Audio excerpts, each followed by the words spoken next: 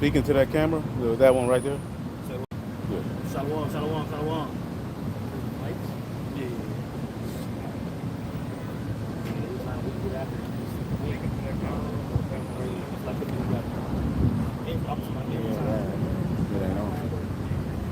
He lied over this one, so maybe put this one over there. So say something to it.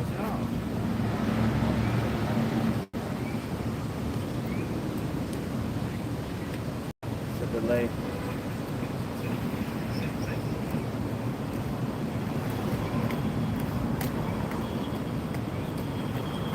Nope.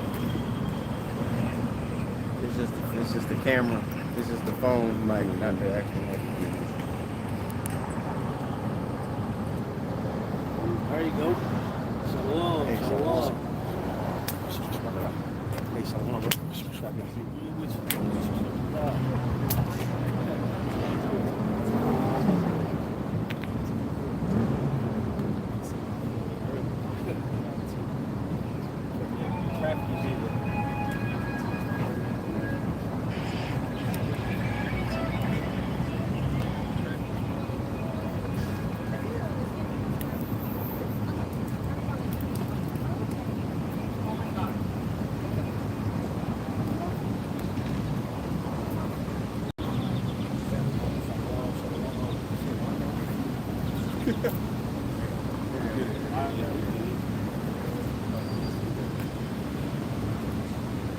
All right, shalom. Shalom.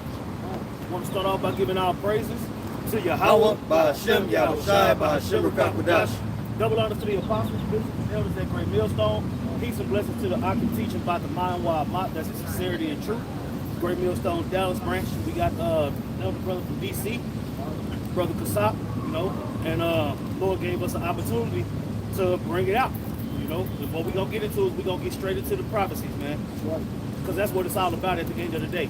All the back and forth with doctrine and all that's a part of what we got to do. But our main job is to prophesy, to tell the people what's coming, whether you are the elect or not. So you can do whatever you do to get right, right? It's for who it's for. But our job is the prophecies, to make sure we know what's going on. So watching the news, you see, chit-chatting with each other about what's going on, how we can tie it to the prophecies, how the past applies to today via the scriptures, all these different things, right? So we just gonna get into the end times, because that's what it's all about. So let's get Habakkuk first. All right, this is Start at the top. so it's the book of Habakkuk, chapter 2, verse 1. It says, I will stand upon my watch and set me upon the towers, and will watch to see what he will say unto me, and what I shall answer when I am reproved. See, and that's what we're doing, man. It's our job to watch. See, when you put your hands to the sky, you know that you got to watch. You ever watch Game of Thrones? You got the Night's Watch. Yeah. When you sign up to the Night's Watch, that's it. You don't get to do nothing else. Yeah. You see, you fully committed to the Night's Watch. You see, we fully committed to this watch. Okay, verse 2. Verse 2, it says, and the Lord answered me and said, write the vision and make it plain upon tables, that he may run that readeth. Right, that vision that's been made plain is these prophecies that the Lord got us set up to understand. Right, the Lord put it on us to understand these things, man. That's what it is. We understand that when they wrote about the smith that blowed the coals and the blacksmith, that the Lord's talking about a scientist that's making missiles. Right? We know when it's talking about them arrows that's being shot from one end of the earth to the other. That's talking about the nuclear warfare. Right? Via missiles. You see them testing the missiles out. You see them doing all these things. Right? And what are we coming up on as we stand upon our watch? MOTB, Right. World War III, what the Jacob's Trouble, MOTB, World War III, deliverance. That's the schedule based on the scriptures. Right. You see? Go ahead. Well, matter of fact, I'm gonna read it in the NLT. Right? Verse 2 in Habakkuk 2, it says, the Lord said to me, write my answer plainly on tablets, so that the runner that carry the correct message to the people. Right? We the runners. The message got to be correct. You see? Paul told Timothy, study to show thyself approved. Rightly dividing the word of truth. The word rightly dividing. Right, so the prophets will basically get visions from the Lord that they didn't really understand, and they will write them. And he said, write it as plain as possible according to what I'm going to tell you, so that he may run that readeth it. Who's that speaking to? Us in the latter days. All of the labor that the men of the Lord did was for this day. We're just continuing in that labor. See what I'm saying? That's right. The correct message being the main thing. See, if you don't got the correct message, you're not gonna get the correct results. See? This is Romans chapter 6, verse 17. It says, but the Most High be thanked that ye were the servants of sin, but ye have obeyed from the heart that form which was delivered. See, that's what I'm saying. The doctrine that we have been given is coming from the heavens, man. So see, when the doctrine comes from the heavens, it has to be the right way. It's got to be correct. You see? I'm saying there ain't no doctrine. I'm saying the doctrine of eternal life is a lie, right? That's not that's you know what I'm saying. That's hogwash. In a time where the nation is seeking, the woman is seeking life. Yeah. You know, you give her a message of like, come on, man, what are you talking about? Yeah, the scriptures talk about how the Lord uses miracles to validate the men that He chose. But then you got a nigga come and talk about it ain't no miracles. Like, what are you supposed to do with it? The Lord promised eternal life, but a nigga take it away. No, it don't work like that. Well, that's why the scripture said in the Apocrypha, a man with an ill tongue is dangerous in the city. Yeah. That's an ill tongue. For you to say that, man. Like the elder brother said, you know, we seeking salvation and eternal life. This is the gift we were promised. And you telling us that, yeah, that promise was bullshit. Come on, man. So that tells you that these guys have ulterior motives and they're evil and wicked. And they doing this out of spite and malice. And we know when we have a malicious soul, the wisdom is not going to enter. And even if it does, it won't stick.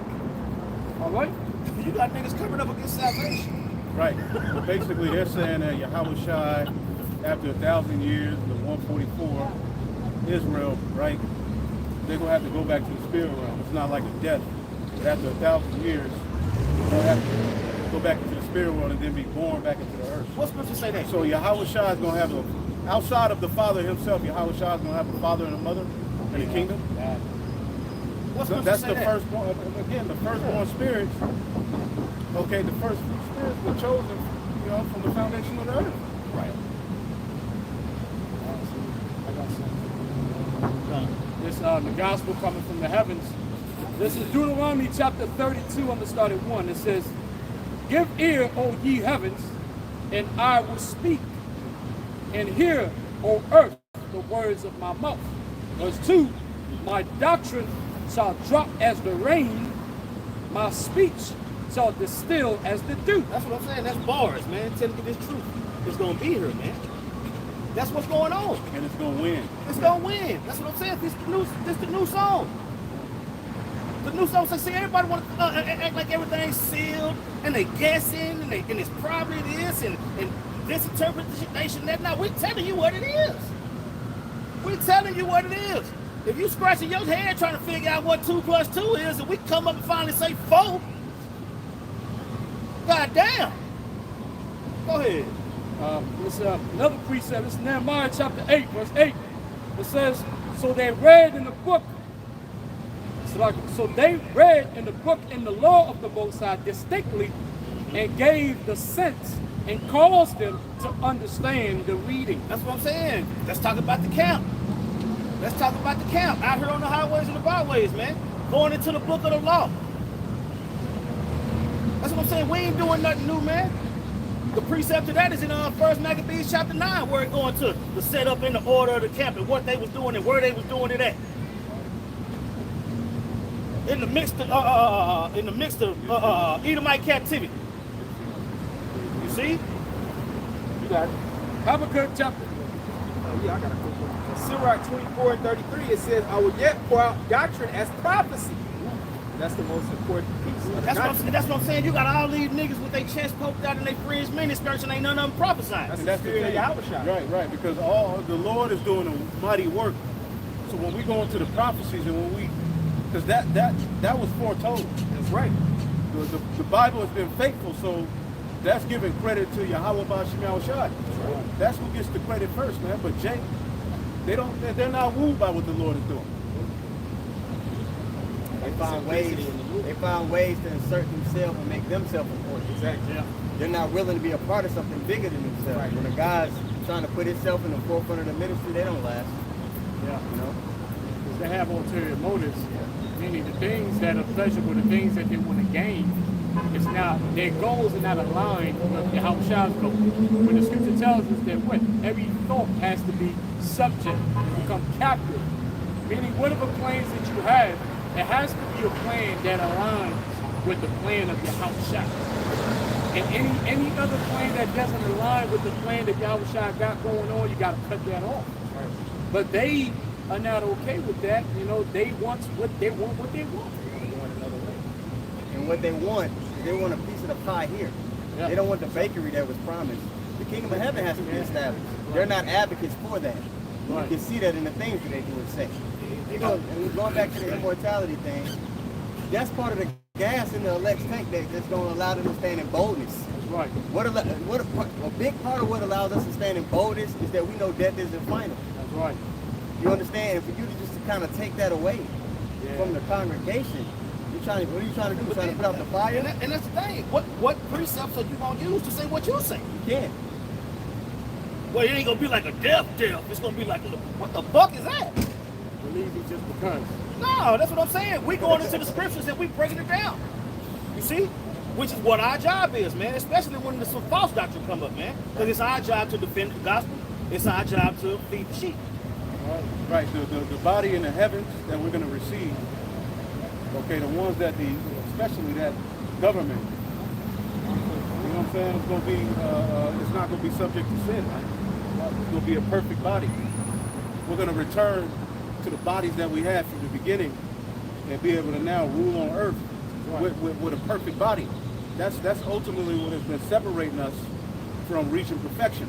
Right. Is the flesh, temptation. Right. You know what I'm saying?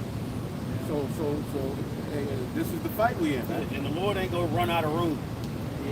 Yeah. He got all these Israelites and all these new bodies that's supposed to rule the earth. It's gonna get shut up. You know, Elder, the thing is the concept of immortality is impossible for the natural man to conceive. Right. You know, like that's why Archangel, I believe it was Uriel, told Ezra, because Ezra was complaining about the state of Israel, right? Second Ezra chapter 4. Second Ezra chapter 4 started 1. The natural man, that's why the scripture always speaks about the contrast, right? The dynamic between the natural man and the spiritual man. The spiritual man is able to understand things and comprehend things that the natural man just can't. That's why the natural man will speak about, well, is the earth big enough? Are we going to have enough room? What is it like to live forever? What is that? Well, that's because you're a natural man. That's why you can't conceive that. But a spiritual man is able to transcend the nature, because the nature is about death. And the spirit's about life. Yeah? Second Ezra 4, Second Ezra 4:1, it says, and the angel that was sent unto me, whose name was Uriel, gave me an answer, right? And said, thy heart hath gone too far in this world, and thinkest thou to comprehend the way of the Most High? You see that? So Ezra was constantly complaining. He's like, Lord, why? How are you allowing the nation of Israel to fall so low? Look at all the pain and the destruction and the death. What's going on here? Where basically Ezra was acting as if he had more love for Israel than the Most High. He didn't understand the full picture of what was really happening. So when he kept asking questions, the Lord sent the Archangel Uriel and told him, well, listen, there's a higher level of understanding that you can't get right now because you're too natural. You're thinking on the natural scale. You're not seeing the big picture. You're not seeing the big picture. Like, you know, when he's walking around, right? All we saw was death. Now, if you're a natural man, you're like, what kind of God will allow death to roam around Israel like this? But when you become spiritual, you get what's called a bird's eye view. You're like, okay, there's a reason why.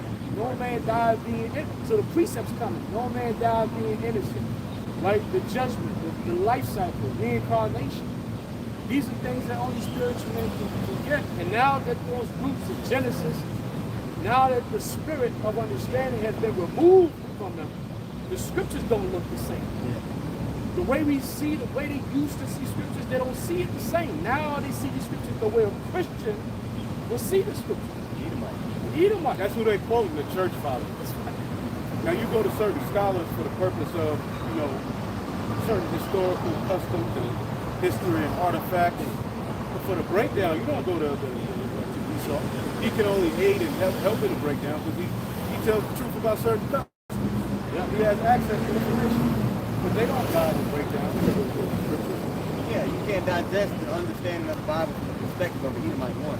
Two, the chief authority on the understanding of the scriptures in the earth is not the so-called white man. It's the prophets. What the, what do we? People try to go to let me go to the course, let me go to this book, that book. That's not the chief authority. Let's see what Jerome says. Fuck him. You got it, Jerome. Yeah, because it's all about what the it's all about the prophets, man. See, no, that's what I'm saying. It's all about the correct message. The runners got to take the correct message, man. You run. I would say you got your fringes on. You running out to the highways and the byways and tell everybody it's gonna be okay. That ain't right. Because the scriptures talk about prophets and false prophets, man. They talk about prophets that prophesy lies in the Lord's name. Here it is. The Lord is promising destruction. But you telling everybody it's gonna be okay. That's what I'm saying. Chasing the bag. That's what I'm saying. You got these people that still in the world to the point to where even the fringes they still being worldly with the fringes on. You know? At this point, like you said earlier, at this point these guys are nothing but content creators. Right? That's all they are now. They're not prophets, they're just content creators. They just make content trying to get views. You got some certain camps out there, you look at the title of their videos, and I'm looking, it says crime scene and all this. You're like, yo, what the hell are you talking about crime scene? Yes, small head, brain splattered over the concrete. Why would you want to do that? It's clickbait. It's clickbait. Why? Because you're a content creator. Yeah, so you can show the world your father. Look at me show. And see how much money you can get for your father. You know? That's why the simplicity in Yahweh Shai is the best thing for us to do, because it wards off all of that youthful lust and pride. That's right. When you apply Yahweh Shai, you get past all of the little intricacies that come with the flesh and being a man. That's right. See, you got to apply Yahweh Shai to get them straight gates. And these camps don't see any value in that because it's not cute. It doesn't make money. It's not big. It's not big. Because Jake is looking like I'm preaching his word, and then they're preaching the word, and then they tune into their bank account, and the bank account's still looking low. But now that they're doing what they're doing, being content creators, just using the Bible, guess what? They got their bank account. They actually have their bank accounts, their bank cards linked to YouTube. Think about that. They are. That's what I'm saying. Like we have to touch on that. You preaching the word, your bank card information is linked to your YouTube page. Cash out posted. You know what I'm saying? So that means that your message now has the ability to be compromised. Right? And that's the thing about the correct truth of Yahweh Shai does not pay financially on this side. Right. We got to thank the Lord for leaders that didn't go that route. That's right. That taught us the other aspect. Because a lot of these dudes are sitting on a high horse. All right? It's no longer about the integrity of the word. A lot of these so-called elders, Nate, Johanna, they just living up, which technically you are supposed to take care of the elders. All right? The priests, ultimately, because they were in charge of the duty of the Lord. The Lord set out Israel to give a whole tent so that they can go directly to the temple for their use, so they can have resources and food, and, because he had them on the outskirts. But their purpose was to do the temple work. That's the exchange. So it's not, the problem is not Nate and them getting money from the congregation to 10%, because that's lawful. The issue is the proper exchange is your duty is to give them the 100% gospel. Because everything is a transaction, even in the spirit. So the exchange for the finances is you give the correct doctrine. The fact that you're not giving the correct doctrine, guess what? That transaction is foul. There's unjust weights. Because I'm giving you my money because you're the priest according to the law. Well, according to the law, you're supposed to build the temple and the congregation with proper doctrine, and you're not doing that. You're not fulfilling your end of the bargain, your end of the law. That's where they're going off. All right? It's the Wisdom of Solomon, chapter 9. I'm going to start at 14. It says, for the thoughts of mortal men are miserable, and our devices are but uncertain. That's what I'm saying. Miserable cost. That's what I'm saying. Just to make money on this side. Yeah, just to make money on this side, you're going to sell out the congregation. Yeah. Yep. Take bribes, change the doctrine, Man. literally withhold the MOTB information. Don't warn Israel about it. Yeah. You gotta make the doctrine exciting, right? Because remember, the scripture says to endure sound doctrine. But you know what sound doctrine is? It's boring.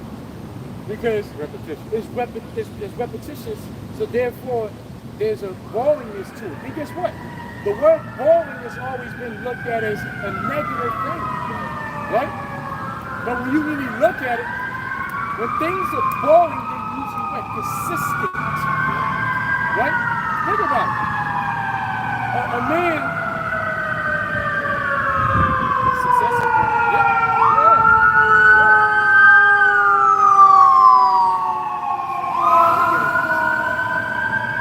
but like consistency, the key to success, which success is exciting, but the key to success is consistency. But consistency is sound, but yet it's boring because, like I said, it's repetition. But these guys, they need, when they go, and that's another thing about YouTube that we must understand. When you go into YouTube and you have a YouTube page and you making money off of YouTube, you got to look at the content and the peaks and lows. Meaning, you look at certain videos or certain things that you said, and you see how many people were attracted, right? The amount of views that popped up. So that's the word I was looking for. You look at the engagement. So if you went contrary to the doctrine that was always preached, and you notice a peak in engagement, which brought up more views and content, meaning more money, but then when you was sound in doctrine, the views were low, the money was low. Well, if you're about making money, guess what? Sound doctrine is bad for business. Yeah. I got a precept for you to back you up. This is Hebrews 12 and 11. It says, now no chastening for the present seeming to be joyous. Like I said, boring, mundane. It takes discipline. All right? Do something over, and over. Right. You have to know what the end goal is. You gotta feed the sheep every day. Yeah. Over and over. Yeah, with the same precepts. You know, we read the same precepts over and over, but we understand there's always a new sheep that awakens. Right. So it's not like everybody is awake. There's always a new sheep and he needs to hear everything all over again. Revelation 13 and 16. Right. It says, now no chastening for the present seemeth to be joyous, but grievous. Nevertheless, afterward, it yielded the peaceable fruit of righteousness unto them which are exercised thereby. As long as the afterward is when Yahushua returns. Because Yahushua needs to first get his glory. When Yahushua is glorified, then we're going to get glorified. What's the point of making money when you still got to pay taxes? Right? You still got to pay, because, hey, you know what? All that money they make on YouTube, these jokers still got to pay taxes on it. They better pay taxes on all that money they're making on YouTube. Because guess what? The Rothschilds, but you know, the reason why the IRS is so powerful, because that's how the Rothschilds get their money. Because all of us were sold at birth. Like going back to 1913, all of us were sold at birth to Rothschilds Inc. Now you're not going to see Rothschilds Inc., but what you're going to see is what? You're going to see Vanguard and BlackRock. Vanguard and BlackRock are sub-banks that actually front for Rothschild. So Rothschilds, every time they want money and they want their money back, every time they want to move, they don't go directly. They send out Vanguard and BlackRock. Yeah. BlackRock and Vanguard get the money from the IRS, and that money belongs to Rothschilds Inc. Yeah. That's why if you don't pay your taxes, regardless if you're a superstar and athlete, you're going to jail because that's Rothschild money. Yeah. So when you understand that you still belong to the Rothschilds, until Yahushua comes down and delivers us, man, you're not winning. You're still a slave. All right? See it? That's what I'm saying. To not deliver the correct message for false riches. That's what the Lord even told the disciples, he said, store up your treasures in heaven. Right. See? From the apostles, to the elders, through the Spirit, man, they just stored up treasures in heaven, man. Those men through the Spirit are rich in the heavens, man. Right. We rich in the heavens. See? We all get the same penny, right? All right. We make it to the end. You got it. Wisdom of Solomon, chapter 9, verse 15. For the corruptible body presseth down the soul, and the earthly tabernacle weighs down the mind that museth upon many things. Right, that's why you need Yahushua. Because of the flesh. Yeah. We can never reach full perfection in this flesh. Right. But the only way we can reach full perfection is through Yahushua. That's right. That's right. The only thing that can be perfect is the faith. You know, and that's why we were given grace. Right? You know, the scripture says that grace is what? Grace is the time allocated to the elect, to the perfecting of what? Of their faith. All right. So that's all, and that's all we need. Listen, the Lord always said He would take care of us. If you really come down and you really think about it, the whole Yahushua has given us the things that we need. The problem with Jake is there's certain things that Jake wants, but they don't need to have those things. Right. The Lord has given us everything we need. He's given us clothes, right? He's given us jobs so we can pay our so-called bills or whatever. So He's given us enough to just go day by day. The problem with Jake, wicked Israelites, is their wants.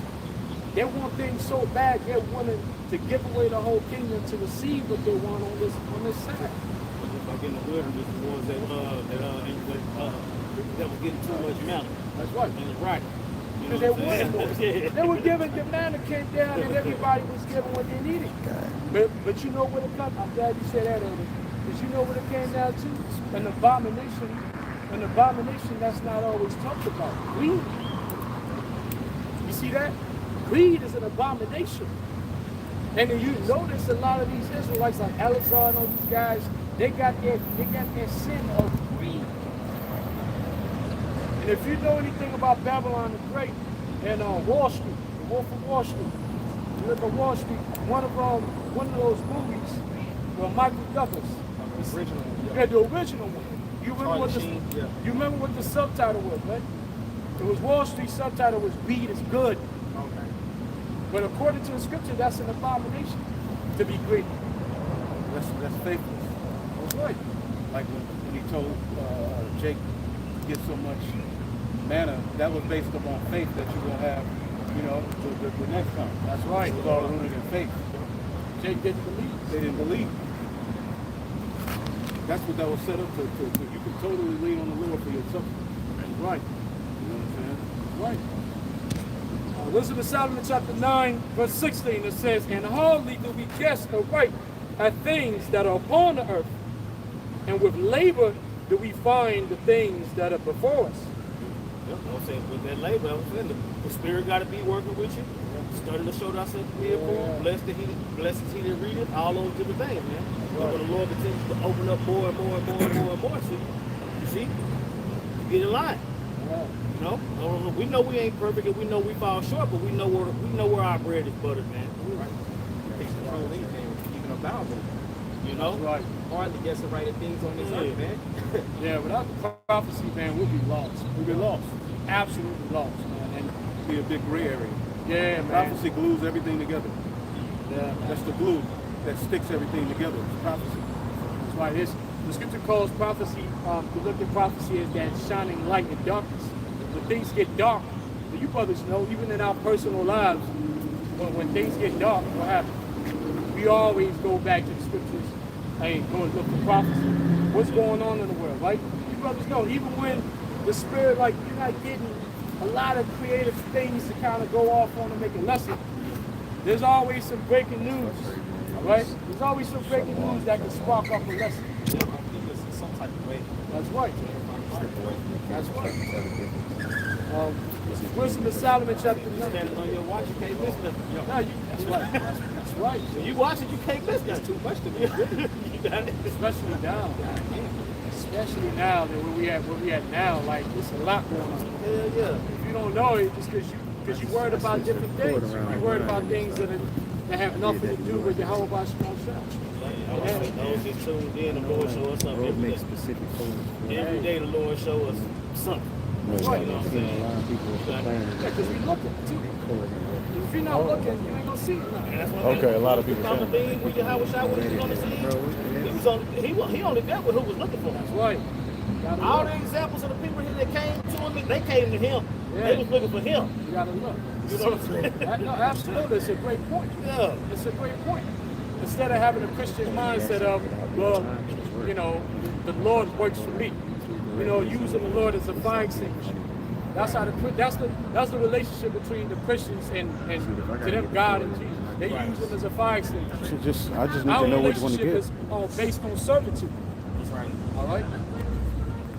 Listen to Solomon 9:18. It says, 9:17. It says, "And thy counsel, who has known, except thou give wisdom, Right? and send thy Holy Spirit from above." Or build the secret to his service and prophets. Right? He said, he will see you pastors after his heart. Right. Look into that word pastors, he goes to the friends of the Lord. Right. See, then Yahweh Shai doubled down and told the disciples that it's not his what? His friends. That's right. See, because they was with him from the beginning. Absolutely. So all that tied together. Yeah. All that tied together. That will say what we just described is a doctrine to go with it. Right. You see? You got it. See it. Verse 18. It says, "For so the ways of them which lived on the earth were reformed, That's what I'm saying. We came to the truth. and men were taught the things that are pleasing unto thee." See, and that's what the kingdom of heaven offers. The things that are pleasing unto the Lord that work, those Right. operations being established on the earth. I cannot wait to be a part of that process. Right. And that's a forever thing. See, the first 1,000 years is just really setting up paradise, getting the heathen in order, Yeah. cleaning up all this concrete in the earth, because all that got to go. Concrete Yeah. got to go. Infrastructure and all that. got- Infrastructure, build, all of that got to go. So there's a lot of work that's going to need to be done. And synonymously, the heathen are going to be learning the things that are pleasing unto the Lord. That's right. That's right. That's right. Otherwise, that's the welfare of the world. Right, because we're going to be priests unto them. Yeah. And what do priests do? Administer the law. So we're going to have the opportunity to finally be on the earth in a body not subject to death, not subject to sin, and literally rule as the Lord intended you to rule. Yeah, absolutely. Because you know, as you know, in slavery, the first wave of slaves are really usually the hardest to deal with. But like you said, after 1,000 years, they're going to be what? The nations are going to be generations of slaves. Meaning they're going to be fully indoctrinated into our doctrine. You know what I'm saying? Which it does take time. It does take time for that to happen. You know what I'm saying? After children, it's no longer going to be a lot of the stuff that we're going to see. Maybe year one in the kingdom. Year one in the kingdom is going to be a rough year, man. Because there's going to be a whole bunch of rebelling heathens. But they're going to be like, hey, man, because the heathens going to be like, yo, like just 6 months ago, that's how we was moving. Right. You know what I'm saying? Go ahead. Revelation chapter 2, Right? 25. I started 26. I started 25. But that which ye have already hold fast till I come. Right. And he that overcometh and keepeth my works unto the end, all right, unto him will I give power over the nations, and he shall rule them with a rod of iron. Right. As the vessels of a potter shall they be broken in shivers. Right. I mean that broken in shivers, it means indoctrination. Right. That's something that every nation on the planet Earth has known. That's why even when Daniel and the three holy children, when they were taken down, when we were taken down, and Daniel was the leader at the time, what happened? Indoctrination happened. If you remember, although Daniel, they had their own name, they were forced into carrying new names. Right? Why? Because they were going through a process of indoctrination. Like Esther. Right. So That's her slave. that's name. her slave name. Well, just as all that, these were the slave names, and these are the things that happened in slavery. Just like us right now, the names that we carry are names of captivity. We were fully indoctrinated into Esau's ways, way of life, which is a way of sin. So now, when the righteousness is established through the Mashiach Yahushua, guess what? We're going to be the ones to indoctrinate the heathens. We're going to take them to school. You know how they had it? Remember what Bush said? No child left behind. They had to make sure all of us went into these schools. Esau was willing to spend money, his own money, to make sure all of our children were indoctrinated. That's right. 1 Samuel, this is David when he got his kingdom. 1 Samuel 22 and 45. Strangers shall submit themselves unto me. As soon as they hear, they shall be obedient unto me. That's ultimately what people, when we talk about this thing of the tabernacle of David being rebuilt, that's what's going to happen. That's going to happen again. What David did, because we talk about the peace of Solomon, which we had 40 years of peace. Why? Because David subdued the heathen. That's right. Before that peace came what? The hard times on the heathen. David they were going to smiting the men, taking the women. This is what was happening. They were subduing the Edomites, and David loved that process so much that he sung about it. Yeah, he enjoyed dealing with Esau. He said the Edomites, the Philistines, and the Moabites. Yeah. Those were the three nations. He was like, yes. Yeah. He was so happy to have them under his foot, man. Yeah. Yeah. So he wrote a song about it. Yeah, because David had close encounters with, especially with those nations. But now looking forward, you see the nations that are dominating over the earth. You see why. Right. You got Esau, you got Moab, you got the Philistine, and of course you also got Ishmael in the midst. Right. So, but all these nations that look down upon us right now, when we take over, they're all going to be under subjection. Right. All right. And after getting their ass kicked, right, over and over and over, guess what? They're going to get with it. When they realize that, hey, this ain't just going to be, hey, you know what? We just going to wait this out. The Israelites might just be over us for 1,000 years. Just let's wait it out. You know what I'm saying? Let's weather the storm, the Israelite storm. Right. Because in 1,000 years, we're going to have our shot. And they're going to start to learn that Esau was wrong. Yeah. Because see, all nations are down with this MOTB shit. Yeah. And who are they following? Esau, man. He's behind it. Yeah. Ultimately, even Moab, though Moab leads the lead, whose banking systems is responsible for those governments and systems really being forwarded? The Bank of England, man, they have their hands in all of this madness. See what I'm saying? What's up?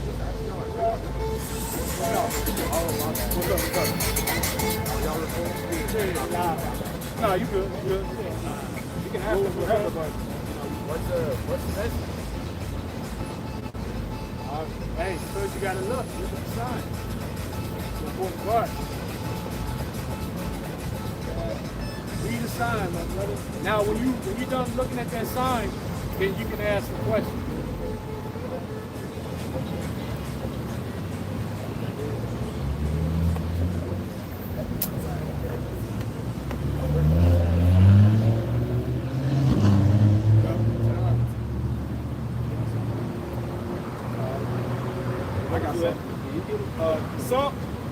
Psalms 2:8, it says, "Ask of me, and I shall give thee the heathen for thine inheritance, and the uttermost parts of the earth for thy possession." It says, "Thou shalt break them with a rod of iron." Right, meaning they're going to be indoctrinated into our way. Right, because they belong to Yahweh Shai in the first place. Yeah. Yahweh Shai, when you talk about this thing called joint heirs, he's sharing of his inheritance of rulership and dominion in the heavens and on earth with his brethren. Right. That's how everybody else in the nation of Israel gets the access to the blessing. Right. Yahweh Shai in 144, man. Right. Yahweh Shai going to bust it down with his men. Yeah, he's going to share, just like Solomon. Solomon shared. Right. He put his people on, and he put the heathen to work. Right. It's going to be the same concept. So when the disciples were asking Yahweh Shai, "Are you going to set up the kingdom, the throne of David?" They were talking about Solomon's 40 years of peace. Right. They were saying, "Bring that back," because it's promised in prophecy that the tabernacle of David was going to be rebuilt. Right. A lot of the Jews at that time that followed Yahweh Shai thought that was it. Yeah. See, they thought that was, you know, the Messiah, just like John the Baptist. You in jail, and here it is, you preached about the Messiah. Because John was talking about he's going to come with the fire. Yeah. A lot of the Jews thought, because prophecy says he is going to bring fire, but you got to put things in their perspective. That's the importance of Yahweh Shai unloosening the seals so that we can go into the volume of the book and really make sense of it. Because there's a lot of things, you know what I'm saying? Yeah, they didn't know, because the Spirit wasn't dealing with a lot of them to that extent. They didn't know that Yahweh Shai was going to come in two phases. Right. At first, he was going to come in as Yahweh Shai and be the sacrificial lamb. Right. And then after that, come when the glory of the Lord. So when they expected him to immediately come and physically save them from Rome and take over the planet, but it wasn't time for them. Right. It wasn't time for them. Because they were reading the prophets. They read Ezra. That's right. Right? They read the scrolls, the books, the history. So they knew that there was going to come a point where he was going to come. That's right. But Mike. All right? But it says Esau is the end of the world. So they're looking what Esau's ruling. Rome was in rulership. Yeah, so they said now is the time. That's how you know Esau was the Romans were Edomites. That's right. Which they stole that land from the Japhetic people. That's right. But the Greeks and the Romans were Edomites. See, and this is the truth that's coming to the light here in these latter days, ultimately engulfing all of the darkness that has engulfed people's minds, man. That's right. All of the pseudoscience, the lies is now being challenged, and our enemy is getting ready to try to say that we are the enemy of the state. Yeah. Persecution. Okay? You look on the mainstream news, they're putting Myron Gaines, who just so happened to be now street preaching, basically. Yeah. Out of nowhere, I want to go on the streets and debate people with security. Yeah. They got it all set up. Got it all set up. Yeah. And he's going hard on the small hats. Now Esau, out of all of the clips that they could have put where he really going in, they put this clip of these stupid ass Eves. Ghetto gaggers. Right. Damn. Wow. That was personal. Yeah. Well, that's what they are. I just call them how I see it, And they just, you know, because these dudes get these bimbos and they bring them on the show and really just outwit them and show how stupid they are and get super chats. Okay. But they Esau's mad in the comments. These fucking monkeys. You know what I'm saying? Oh yeah. Esau's the ultimate troll. Esau is pissed off, man. And now all of a sudden, Americans care about the Jews. Yeah. Wait a minute, you care so much about the Jews, but you don't really go by the scriptures. So you only care about the Jews in the sense that, because the Jews are a biblical nationality. The Jews are tied to the God of the Bible. That is one of the 12 tribes. Judah, or Judah, Benjamin, and Levi, Jews, right? So Americans are so mad about the disrespect to the Jews, but why ain't y'all mad about the disrespect of the scriptures, the God of the Jews? So really, you're protecting white supremacy. Yes. That's really what's being protected here. It's just another excuse to come down on people for calling out your brutal dealing, man. Right. Revelation 12:10, and I heard a loud voice saying in heaven, now has come salvation and strength in the kingdom of our power and the power of his anointing. For the accuser of our brethren is cast down, which accused them before our power day and night. It's all doing, find ways to make Jake wicked. Well, that's why now they have the digital ID that they about to start on YouTube. Where you're gonna have to register your name. I ain't gonna register my fucking facial.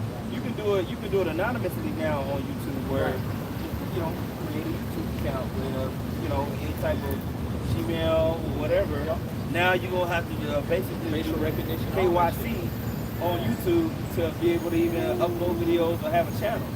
So that's going to cut a lot of people out that know that they're putting up controversial content and stuff like that. A lot of bros have been able to just have their Hebrew name and operate autonomously on YouTube, but they want to cut that for talking about we want to do stuff protecting my minor transparency rights. Right, but really it's just another plot.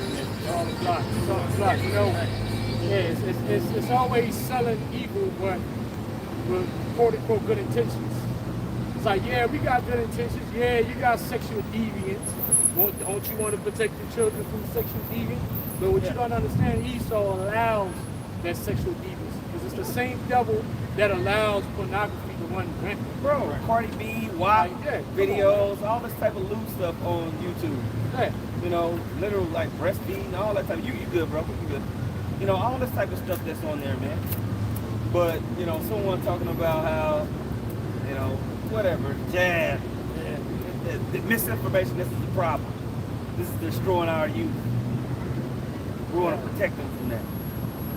But you're not protecting them from a 7-year-old girl watching a Cardi B video. Talking about I'm outside. Well, hey, how about you protect them by releasing the Epstein file? Right. You ain't gonna do that though. No, You never. ain't gonna do that though. Never. See how you figure like you can? Yeah. You know what you really care about. You care about destroying the nation of Israel. You care about stopping the word. Exactly. And you're using plots and ploy, and you know that the simple-minded are gonna fall for this trick. Yep. But you're really gonna persecute the sons of both sides, the hopeful elect, using these ploys. And guess what? We're not fooled. We understand the mass of people will fall for it, and they're gonna actually believe that we are really the evil, bad dudes that need to be stopped. Because really, when you look at it, all these other things that have kind of blown up are very small subsections of what we teach. Yeah. When you look at the red pill movement and how they do, they're a small subsection of what we've already been teaching about women, about traditional women versus modern feminism and liberalism. Matrix stuff. Yeah, Matrix. yeah. And so, breaking down the stuff that's going on with the government. We want to take a small piece of what Alex Jones is doing, or even if you take it into just a social commentary that Patrick Ben David and Candace Owens is doing. Those are all small pieces of what we've been doing, you know, on YouTube since 2007 through the Spirit Power Yahweh Shemel Shah, going through the whole thing, you know, and fitting it up against prophecy.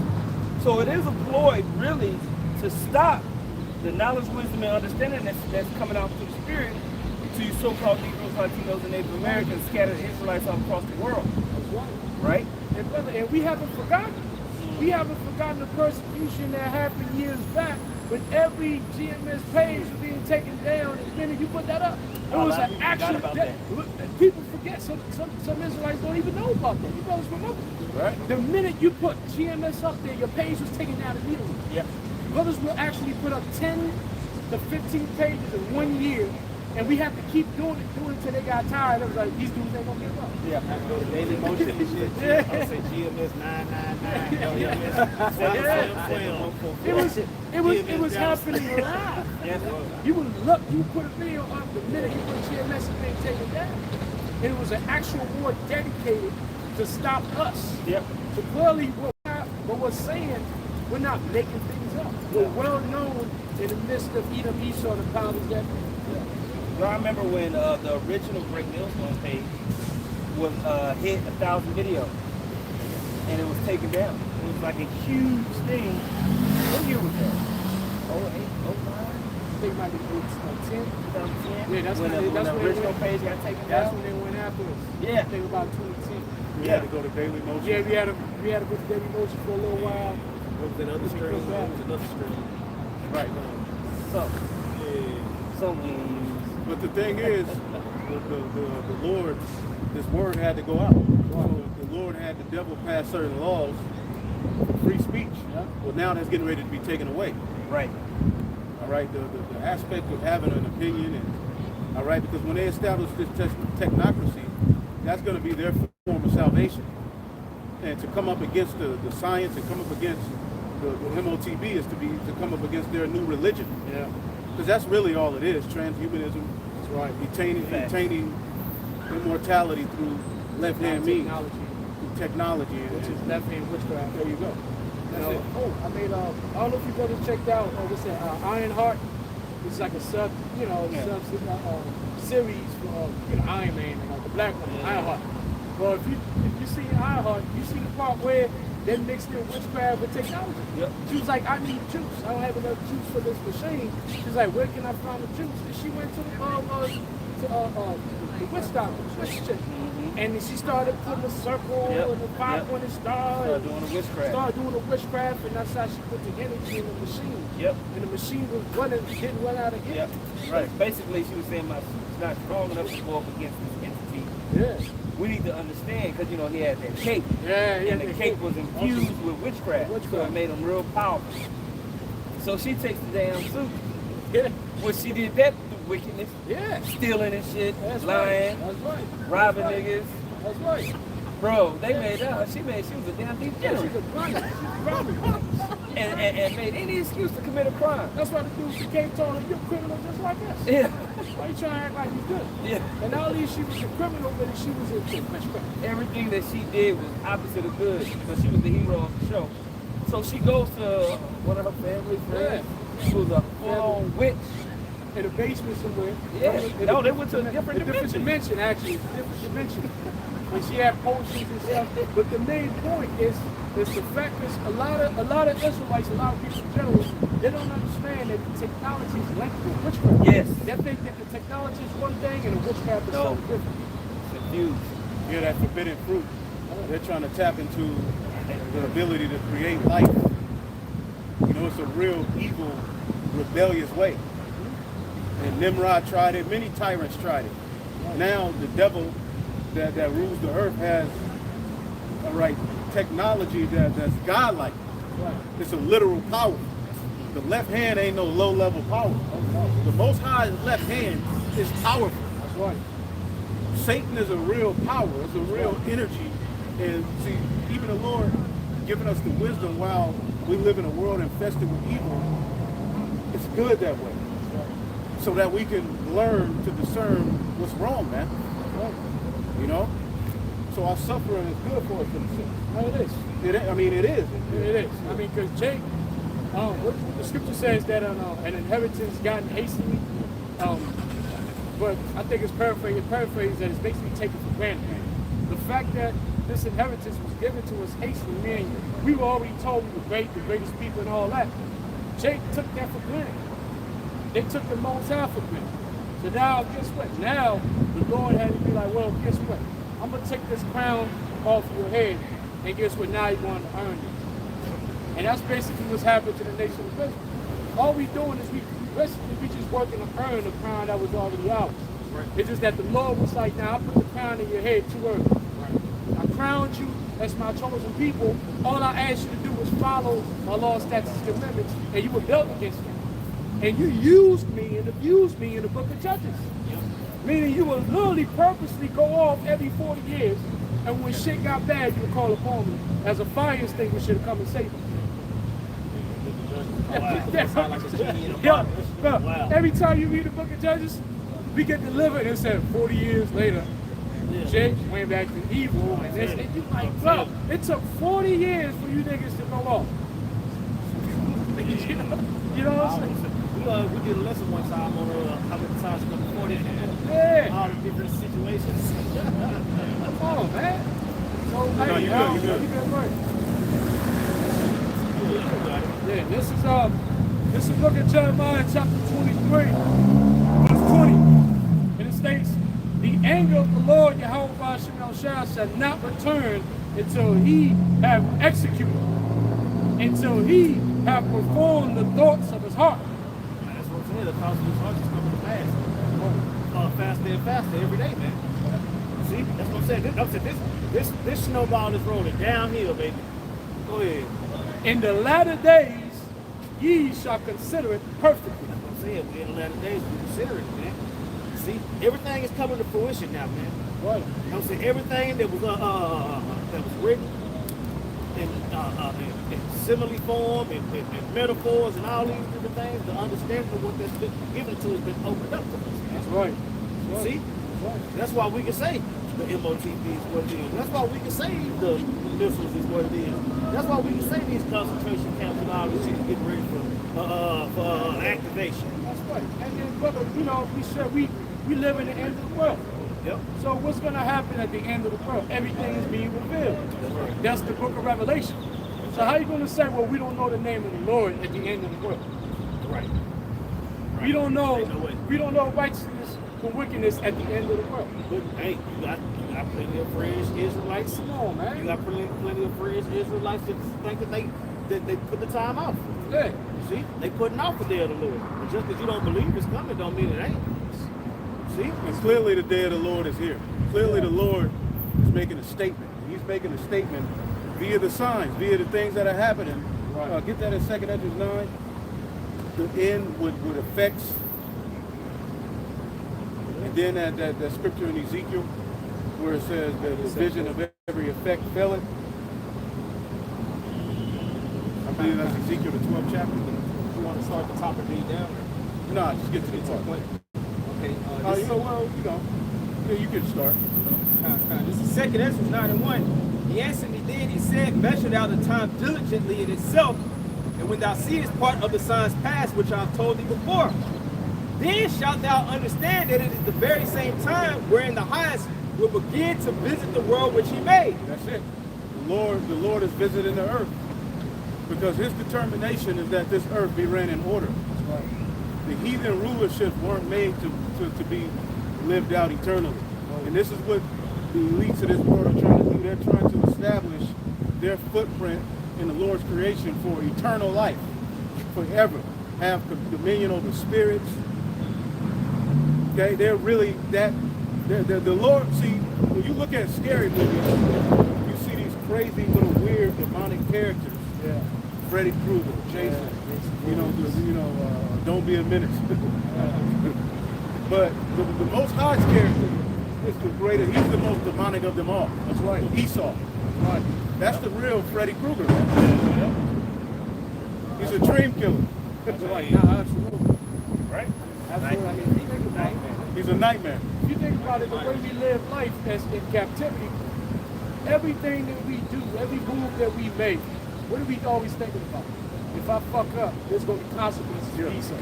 Yeah. If I cross that red light, there's going to be this. If I do this, every time you do, Esau is always in the back of your mind because you don't want to end up in one of his prisons. You're doing time. This kid saying, that's 10 to 5 to 10 if I do that. Yeah. If I do that, that's 7 to 10. Hell no. Like, you know, you can't be Yeah. measuring like the sentence. Yeah, Esau's living in our head rent free. And that's what happens when you conquer people. But you understand, he's the hammer that's going to come down on you if we go against his laws. He's the God of this world. Right. Back in 2 Ezra 9 and 3, it says, therefore, when there shall be seen earthquakes and uproars of the people in the world, then shalt thou well understand that the Most High spake of those things from the days that were before thee, even from the beginning. For like as all that is made in the world had the beginning and an end, and the end is manifest. The end is manifest. See, the end is being manifested through the signs, through the things we see happening. That's why we go into the prophecies to link them to what the Lord said, man. Right. That's powerful to me. To me, to see prophecy play out in real time is a form of comfort. Yeah. Absolutely. Well, it's tied to our obedience. Right. The reason why we were put in this predicament, as we understand it, the reason why you got to watch out for what Esau thinks about you going across that red light, even though ain't nobody there. Even though you got to stop watching the speed limit, ain't nobody on the road, it's just you. Living paranoid. You know, you gotta make sure you're on time.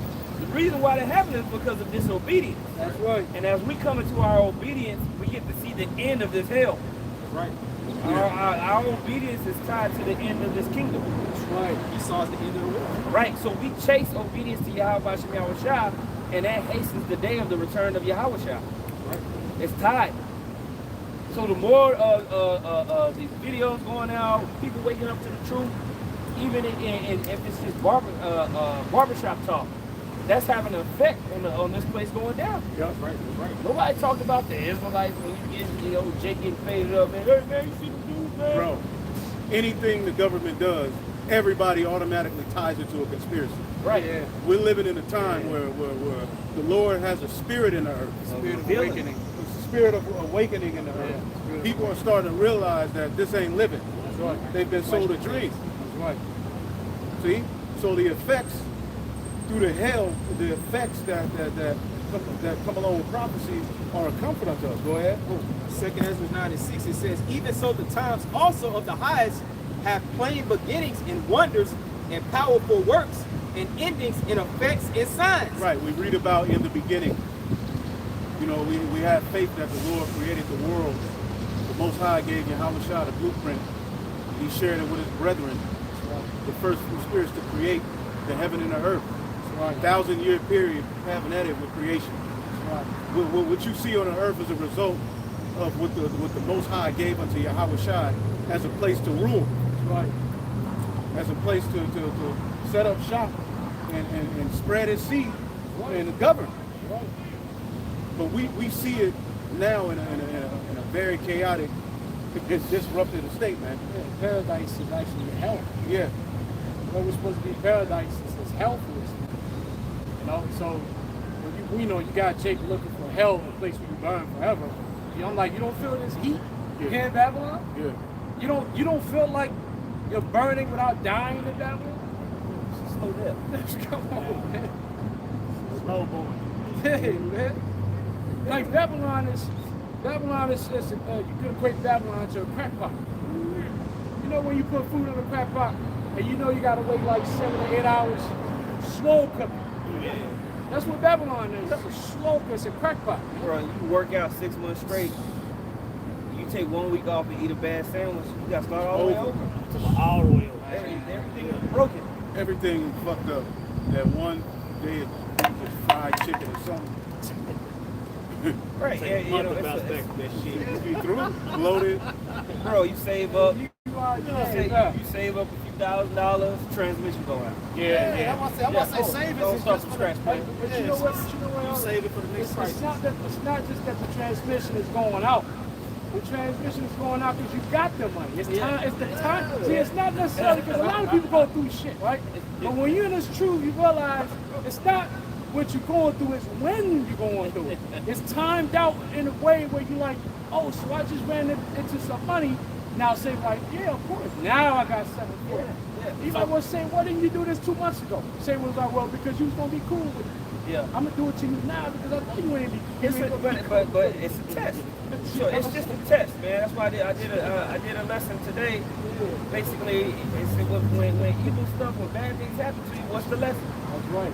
Everything is meant to upgrade you, man.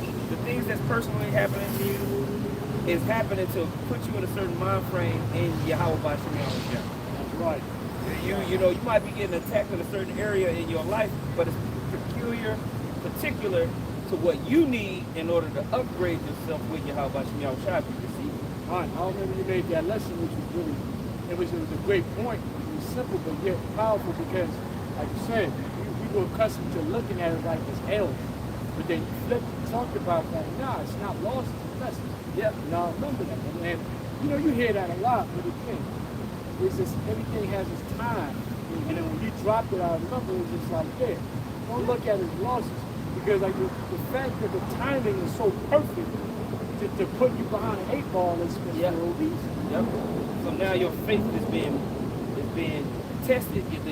And then what it says in James 1, that these diverse temptations is making your faith basically increasing your patience. Right. Right? So if you got short faith, you're gonna give up. Yeah. It's us. You know what too? Because us as men, when things happen, we are logical, we are solution driven. Right? When anything happens, you're looking for a solution, how to fix it immediately. Well, when you're in this gospel, you realize it doesn't work like that. Well, the prophecies are a progression. So as we're watching these things and they comfort us, it's still a urging that you know, go ahead and do the MOTV. Hurry up, man. Shit, the robot walk. Let's go. You're sitting there like, yo, love job, man. You see the robot? They do a DJ move, they do a B-boy move. You be like, all right then, MOTV. Hey, brother, hey, when they got the ceasefire, which we already knew. All right. We already knew what the preacher said. You're not gonna have a third World War, right? We already knew you're not gonna have a third World War before the MOTV, right? So you get Israel and Iran shooting each other, and then you get that ceasefire, and you're like, you knew it, but it still hurts. But you knew it, but it still hurts. Yeah. You know what I'm saying? Yeah. But again, that's why I did that last night. Look, man, I'm sorry to disappoint y'all. Yeah, man. Most likely I ran into shit. But this your missiles though, brother. I'm like, yeah, but it's not gonna go down, bro. It's gonna happen. Most I got this thing, man. Yeah, I got something. Oh, this is 2 Peter chapter 1, 2 Peter chapter 1, verse 19, and it states, we have also a more sure word of prophecy. So how do we have that more sure word of prophecy? Lord, something else, man. Those scriptures there. You see, studying to show thyself approved, like we talked about earlier. Rightly dividing the word of truth. That's what I'm saying. The doctrine is coming from the heavens. Go ahead. We have, what does that word sure mean? Meaning unmovable. Yeah. Right? If something is sure, you can't rock it out of place. So we have a sure word of prophecy, which we're going to get this in Ezekiel 12, which goes into that. 1 Peter 1 and 19, we have also a more sure word of prophecy. I noticed this Peter saying this. Go ahead. Whereunto ye do well that ye take heed, as unto a light that shineth in a dark place. I'm saying, man, he said, y'all need to pick up what we dropping, man. Y'all need to pick up what we dropping, man. This is our way out of here, man. This is a dark place. Yeah. Prophecy is that shining light. If you in a dark ass place and you got a candle, you got a flashlight, it's dark. I'm talking about no light. This is what's guiding your way. Are you gonna take heed to that light? Yeah. Are you gonna pay attention to each step and be on? You following that light? Moving accuracy behind that light. Right. That's how we go. But with the word of Yahweh Shem Shah. And that's why we criticize other kings that don't get into prophecy. Because I'm like, hold up. We all know we're in a dark room. So how the hell are you moving in this dark room without prophecy, dog? Right. You know what I'm saying? Don't make no sense, man. You got niggas just taking off running with no light. Yeah. Wondering why they falling off cliffs, bumping their head, stubbing their toe. That's right. It says, whereunto ye do well that ye take heed as unto a light that shineth in a dark place, until the day dawn and the day star arise in your hearts. Right, which is Yahweh Shah, absolutely.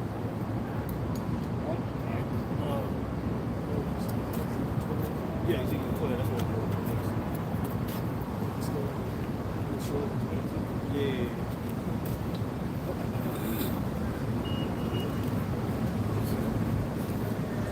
All right, this is Ezekiel chapter 12, verse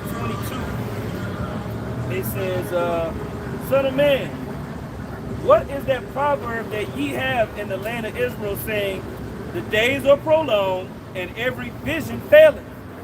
That's where we at now. That's what the Common Core is littered with.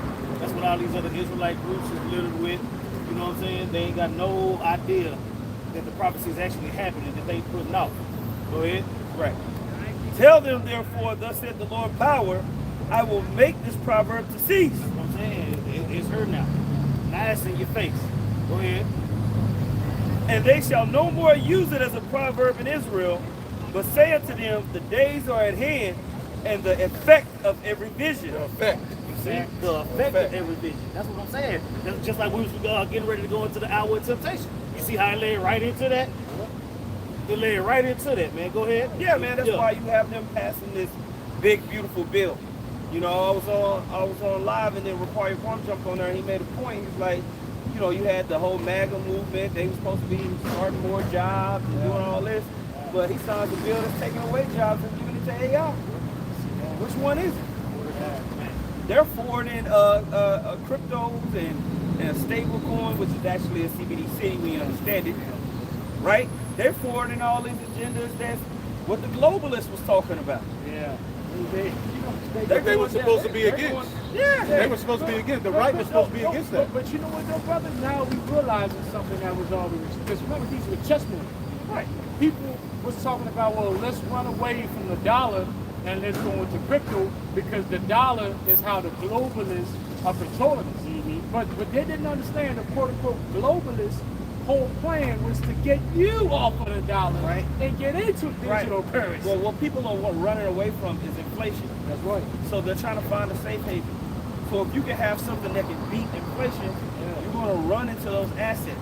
The main one being real estate is like the classic, put your money in real estate. It's going to go up against the dollar year over year, right? Then people do stocks, right? Then people try to overcome inflation by starting their own personal business.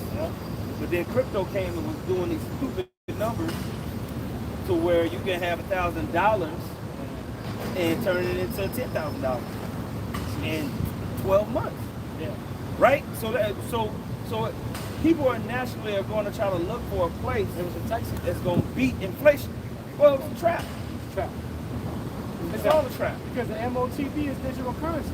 So how can you think for a minute that the elites were not on board with having you move from a paper currency to a cryptocurrency when they knew the MOTB was a digital currency? They just knew they couldn't get you to go directly from the dollar to the MOTB. Well, look what they put on the back of the dollar.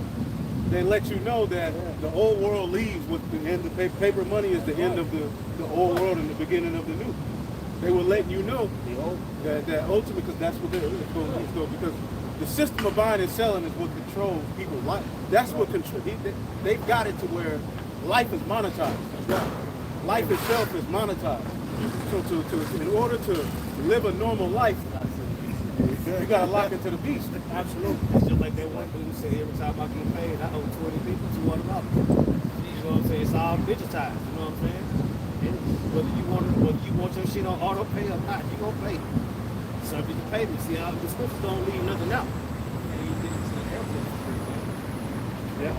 What's that scripture maybe say right here? Good and evil, the buying and selling. Yeah. 27. You know? Yep. Very important. That can be powerful. weaponized. That's powerful. Because that's how you get what you need to live. Right. And if you can control that, like I said, if you can control the way a man get a sandwich, you got him. Yeah, because another aspect of warfare is controlling ration of food. Yeah. You couldn't go to war unless you had a way to feed your soldiers. And on the flip side, when you but on the flip side, another way to win war was to cut off the ration and have the people in the castle or whatever, eat whatever they had till they didn't have no more food. And then they'll start eating, so they'll just give up, open up the gates. So food and currency and money is very important when it comes to warfare. Right, because with all of the demonic plans Esau has with the MOTB, what it focuses on in the book of John is buying and selling. Because that's what's going to draw the majority of people into it. Because he's gotten you used to buying and selling via a grid, a system.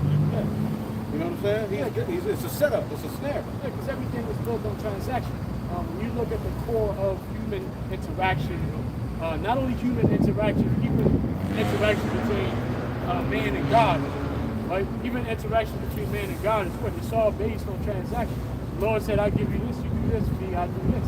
So everything is transactional. So once you understand that core of this human relation, you understand if you can control the way that commerce, if you can control commerce and trades and transactions, you can control the people.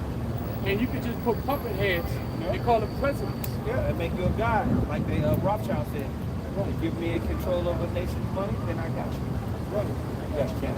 This is Sirach 27, or Ecclesiasticus 27, verse 2, which says, as nails sticketh fast between the joining of the stones, so will sin stick close between buying and selling. So the sin stick close to buying and selling.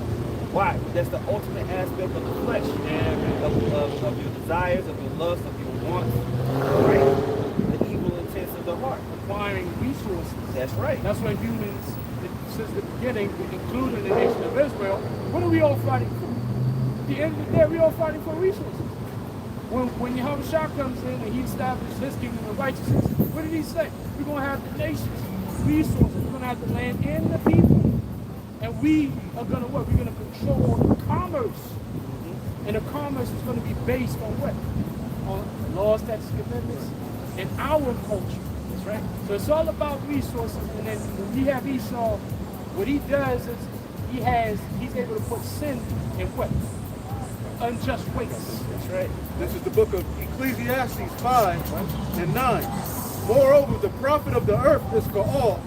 The king himself is served by the field. Yeah, that's how he eats and survives. He still got to eat. The earth, Right. Resources. You need it to come in and you need it to go out. And so when you put a righteous command over that, the people rejoice. Now we're looking out here. They just had a thing where Deep Ellum is like a bar strip here in Dallas. and they announced that they're doing a 10 o'clock curfew on one of the most popular bar strips in the history of the city. Now, what do you think that's going to do with those store owners? You know, now back when we were young, shit, from the time of happy hour to 4 a.m., you can run it up on in Deep Valley. Eat, drink, talk to chicks, parking lot pimp, you know, all that. Now you gotta get your ass up out of here, man. We closing down. Hey, niggas shooting people, robbing people, right? Because wicked people rule the earth, man. That's right. The Most High is taking a birth from this place. Yeah, and the transactions that are taking place in Babylon are unjust way. Right. Because Babylon has a system that's credit-based, meaning it's debt-based. And if you know, even the scripture says, forgive me of my debts as I forgive my debtors. Meaning we shouldn't be in the mindset of debt. All right, because it creates an unbalance. So Esau's economy is unbalanced. And it begins with debt and it ends with debt. So the money is not with it. And when you have that type of if the king, well, what the scripture says, the king is wicked, so the servants. So now you mad at the drug dealers and the scammers. Oh yeah, this dude's a credit card scammer. Well, where do you think that spirit comes from? That's right. It comes from white collar crimes. As the king is, so is the servants. That's right. So the whole economy is filled with sin. All right. So that's why this whole thing will be taken up. Top to bottom, man. Top to bottom. That's why we forgave debts after a period of time. Because you know it creates a corrupt society. That's right. You got people sucking down the debt. They're gonna look for ways to get over. Yeah. Because debt could literally kill you. The stress of debt will kill you. It will give you a heart attack. And that's what it's literally increasing. Yeah, this is Proverbs 28:2. In the GNT it said, when there is moral decay and when a nation sins, it will have one ruler after another. Every year is a new president. Every other year is a new president. Well, that's what happened with the Romans. They were so wicked, the Caesar was in there for like 2-3 years. And they were constantly wicked. They had assassinations. Because people trying to figure out a way for it to be better, thinking, oh, if we put somebody new, it's going to be better, but the whole system is corrupt. Yep. It says, but a nation will be strong and endure when it has intelligent, sensible leaders. That's right. And that's what the Most High has to set up. New management for the universe. Okay? New management for the universe in righteousness has to be established. Yep. And his Esau's system is set up on like misusing the poor. Yeah. The poor though. Yeah. That's who we put the most hell on, like the afflicted. The top taxpayers to lower middle class. Yeah. They just treat them like shit, man. And when the Democrats got in power, they didn't put any infrastructure into helping the common American worker. And they're supposed to be for the common. Right. That's what it was originally for. But it's been changed to now fighting for the interest of these far left liberal demonic groups. The alphabet. That's ultimately who we need to fight for. Not the people. Because imagine if they put all of the energy they put into the LGBT, XYZ, and all of the trans, and put it towards the working class. Yeah. Like giving them a break. Yeah, but they couldn't do that because, like the scripture says, cut off the sword from Babylon.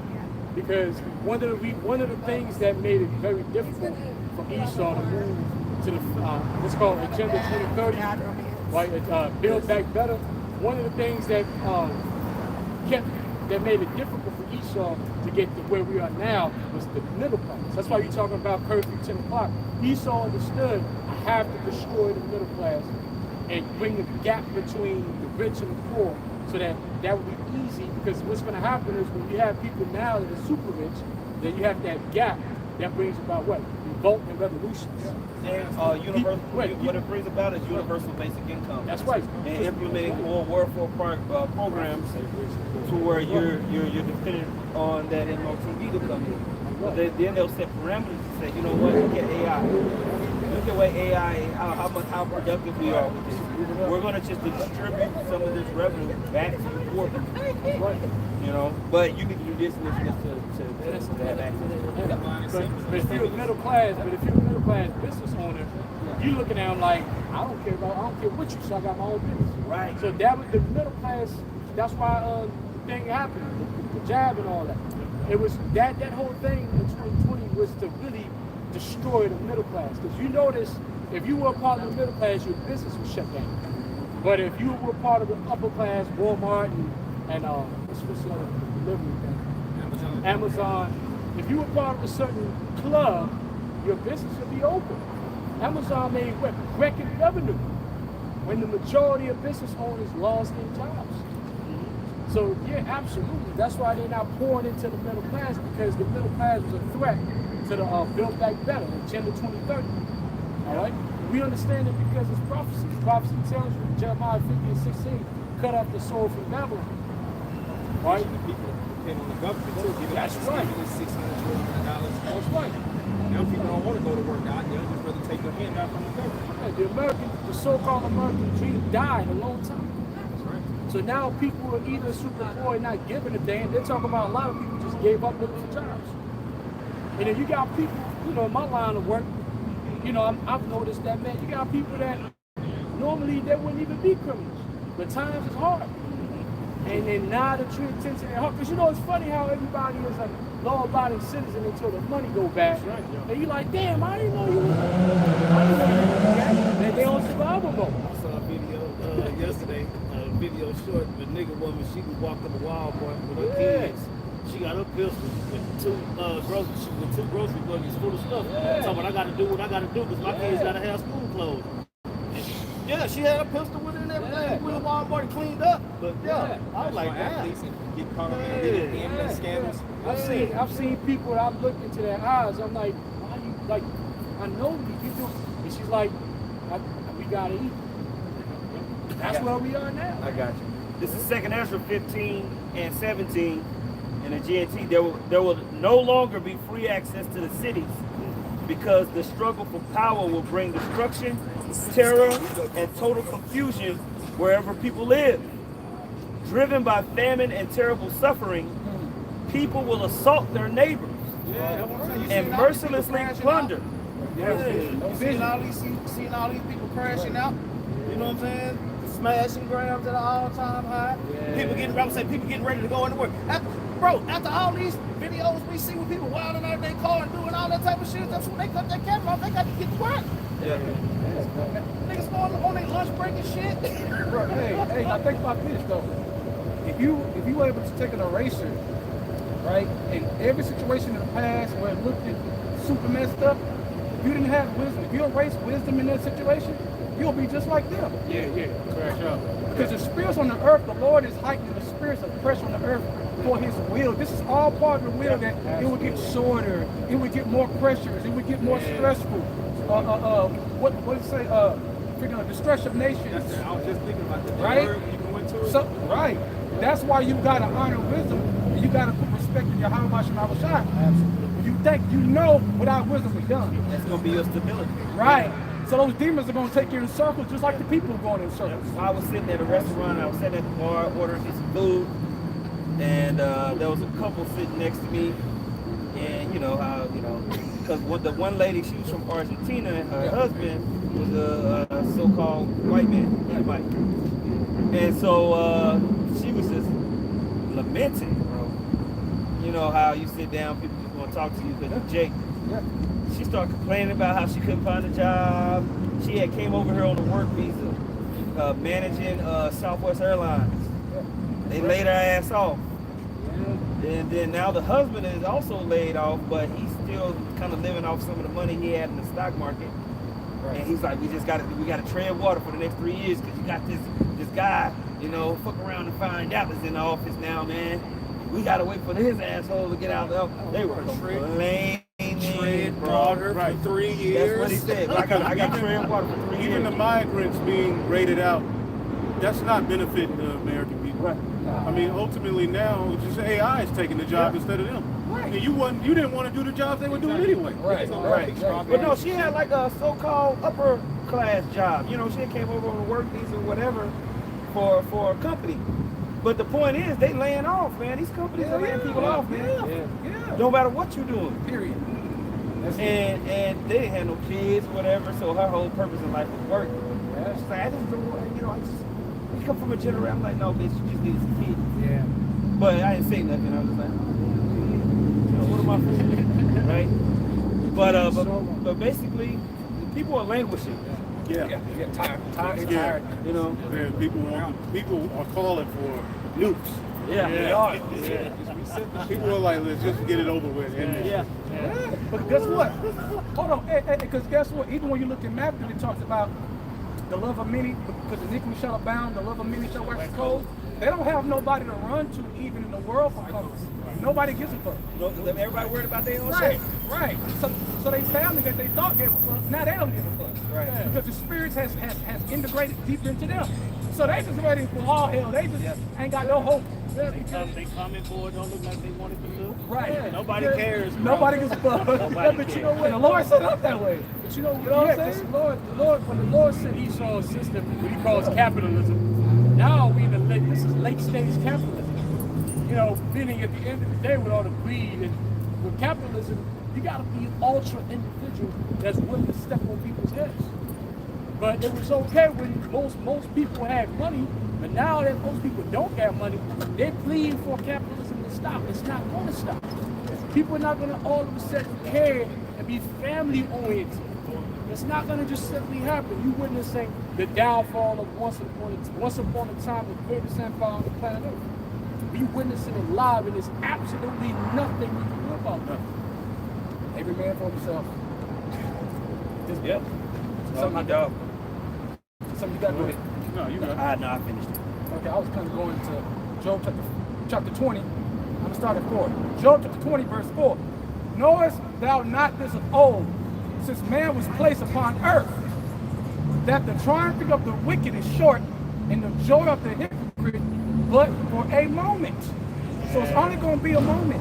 It's only going, because really what we're going into, just in the spirit, is that all these unrighteous actions has to come to an end. Yeah. And we have the vision that the people don't have that's going crazy. So we know it's for a moment. Why? Because the Lord gave us the eyes to see. Otherwise, we would be bugged out and wouldn't know nothing, looking out the windows, and we don't know where this is going. All they know is AI, it could be World War III, this, that, they in debt, their bills low. I mean, too high to pay, they got the money for the bills, they check low. That's all they know. The credit card maxed out, and guess what? Everybody asking for money who didn't get the money back from last time that they borrowed. They can't pay their bills because they didn't get their money back because they thought they was family, so they trusted the person. Nobody cares. Nobody gives a shit. All right, back up Job chapter 20, verse 5. That the triumphing of the wicked is short, and the joy of the hypocrite but for a moment. Though his excellency mount up to the heavens, and his head reach unto the clouds, yet he shall perish forever. And that's where he is now. His head, he's reaching, he's trying to do another Tower of Babel. He's trying to literally build a grid around the earth. And they're setting these data centers up everywhere you look. And Trump, when he got in office the next day, he walked up with the niggas talking about, he talking about data centers and transhumanism and, you know, different new juices and new ways to cure. You know, like, wait a minute, what's going on here? They trying to get inside of you, man. Yeah, man. I think They get ready to make their move. they got fooled with that Trump stuff. I mean, that's just 4D chess that the elites are playing. He played on the people. And then now, the mask is falling off and you're seeing Trump for who he really was. This whole thing about Trump having 2 terms, it was already planned out. See, when you understand the way the Rothschilds and the way that they move, if you were to look at their board, you would probably see the board say, well, hey, listen, Trump go through 4 years, Biden go through 4 years. They already got this shit knocked out.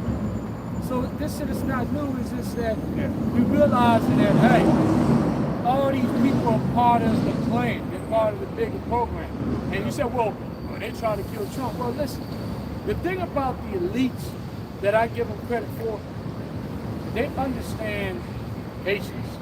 These devils are able to set up a plan in motion, and they're like, you know what?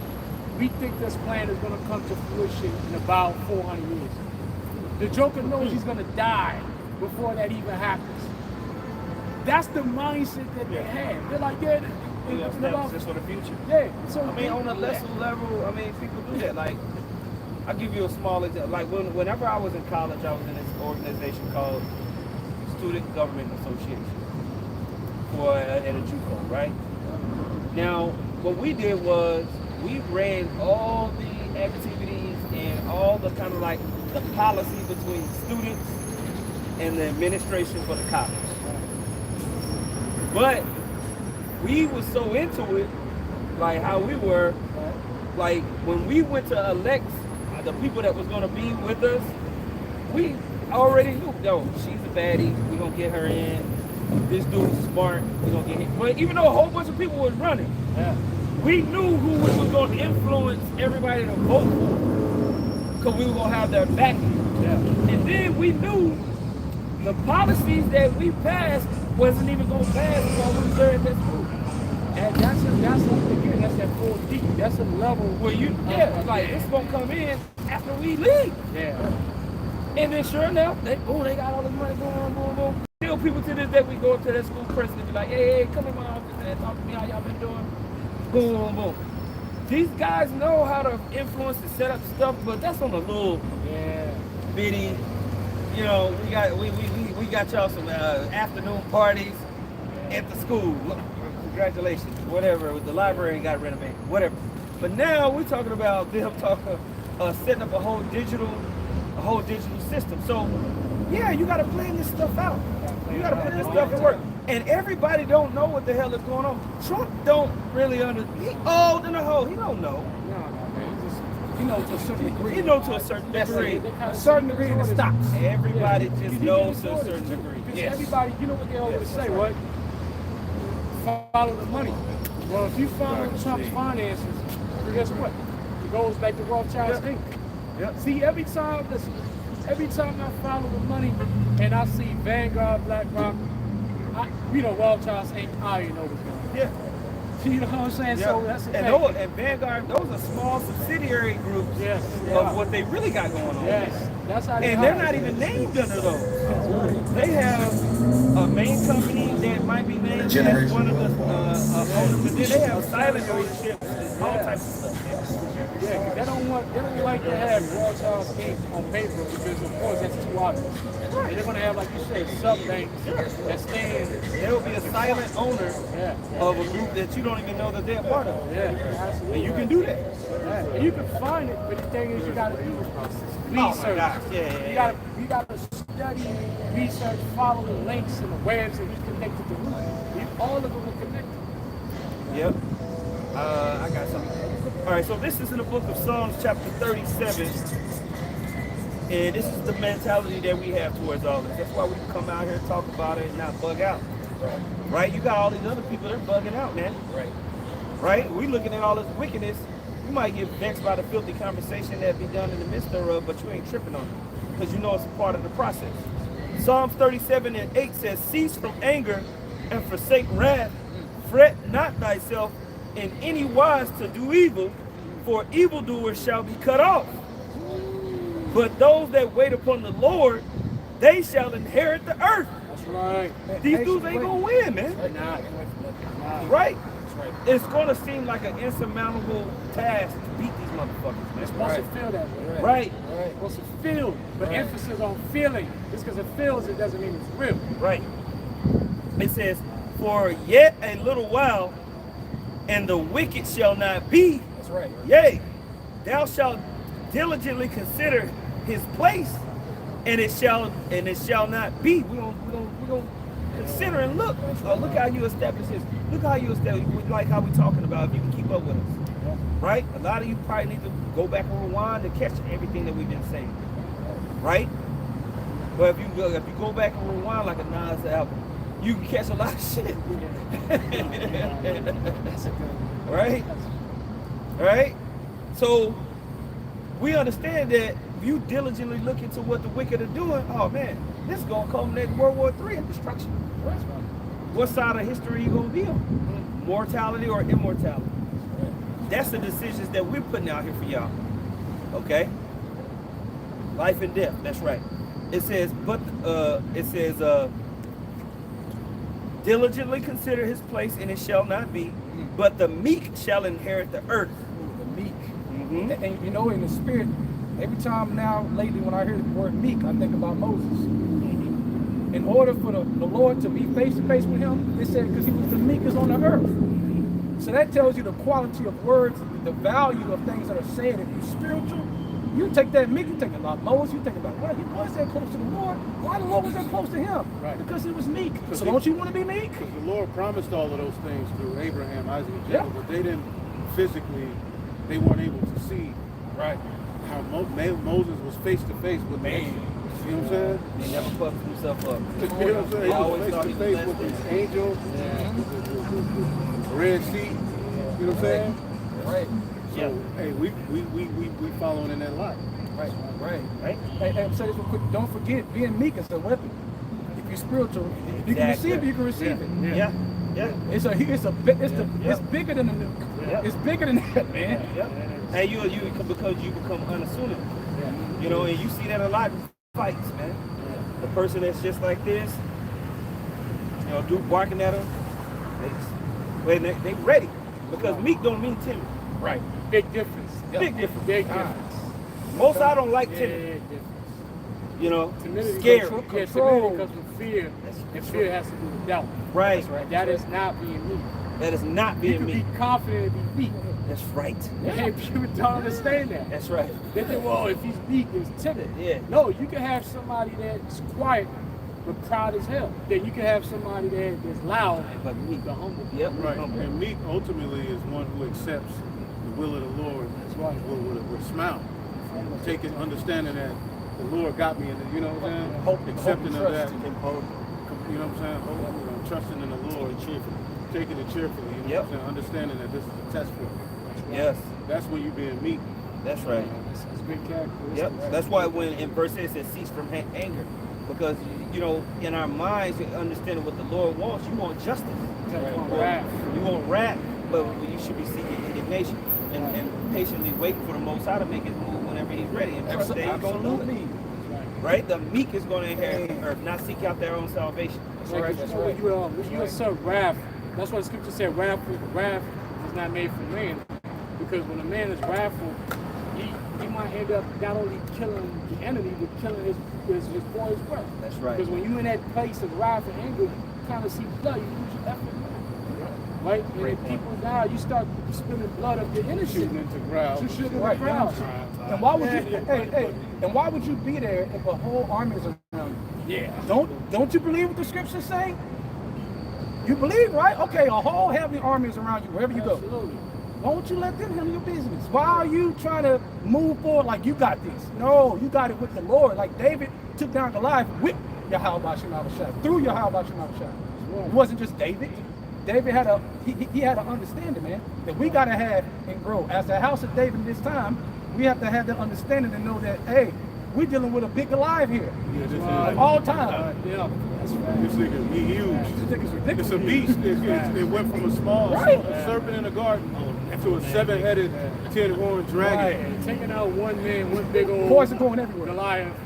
That was hard at the time, but Esau's a whole other type of monster.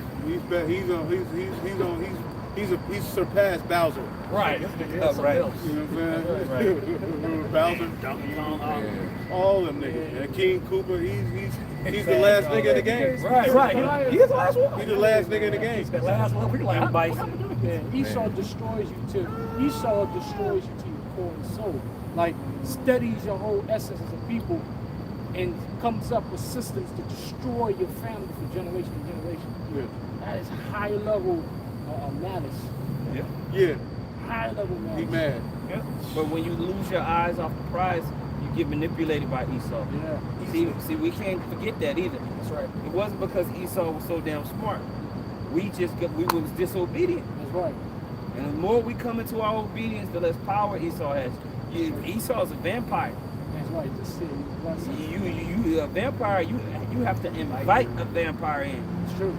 Like on that movie Sinners, they showed that very well. They can't come in. Esau can't come and fuck your shit up until you invite him. That's right. Right? Jake signed those contracts. Yeah. Yeah. It comes with a price. It's just like So the devil's in the detail. Right, we invited them by being disobedient to Yahweh Shem Yahushua, following idols. Period. So there's a dichotomy of Esau's fucked up. He's gonna pay for touching the apple of the Lord's eye. But then there's an aspect of it where we have to understand on a higher level the obedience to Yahweh Shem Yahushua. Yeah, he draws strength. Right? Yeah, he draws strength off of us being wicked and fallen. Being carnal. The more we're carnal and wicked and disobedient, Esau draws strength. That's why he's the accuser of his brother. He's like, That's right. look.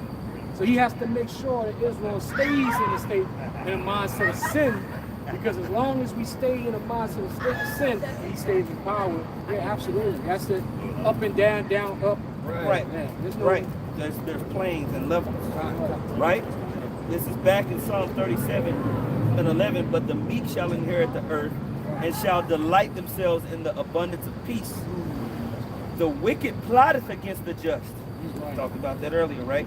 And gnasheth upon him with his teeth. Right? The Lord shall laugh at him. We have to know that. Right? For he seeth that his day is coming. So we have to have the vision of the Lord. We have to have the vision of the kingdom to know, even though Esau and the wicked are gnashing upon us, making it hard for us to take care of ourselves, our families, the brotherhood, so as to confess the name of Yahweh Shem Yahushua, the Lord is laughing. Because it's a great thing. Because the kingdom of heaven comes out of this. Yeah.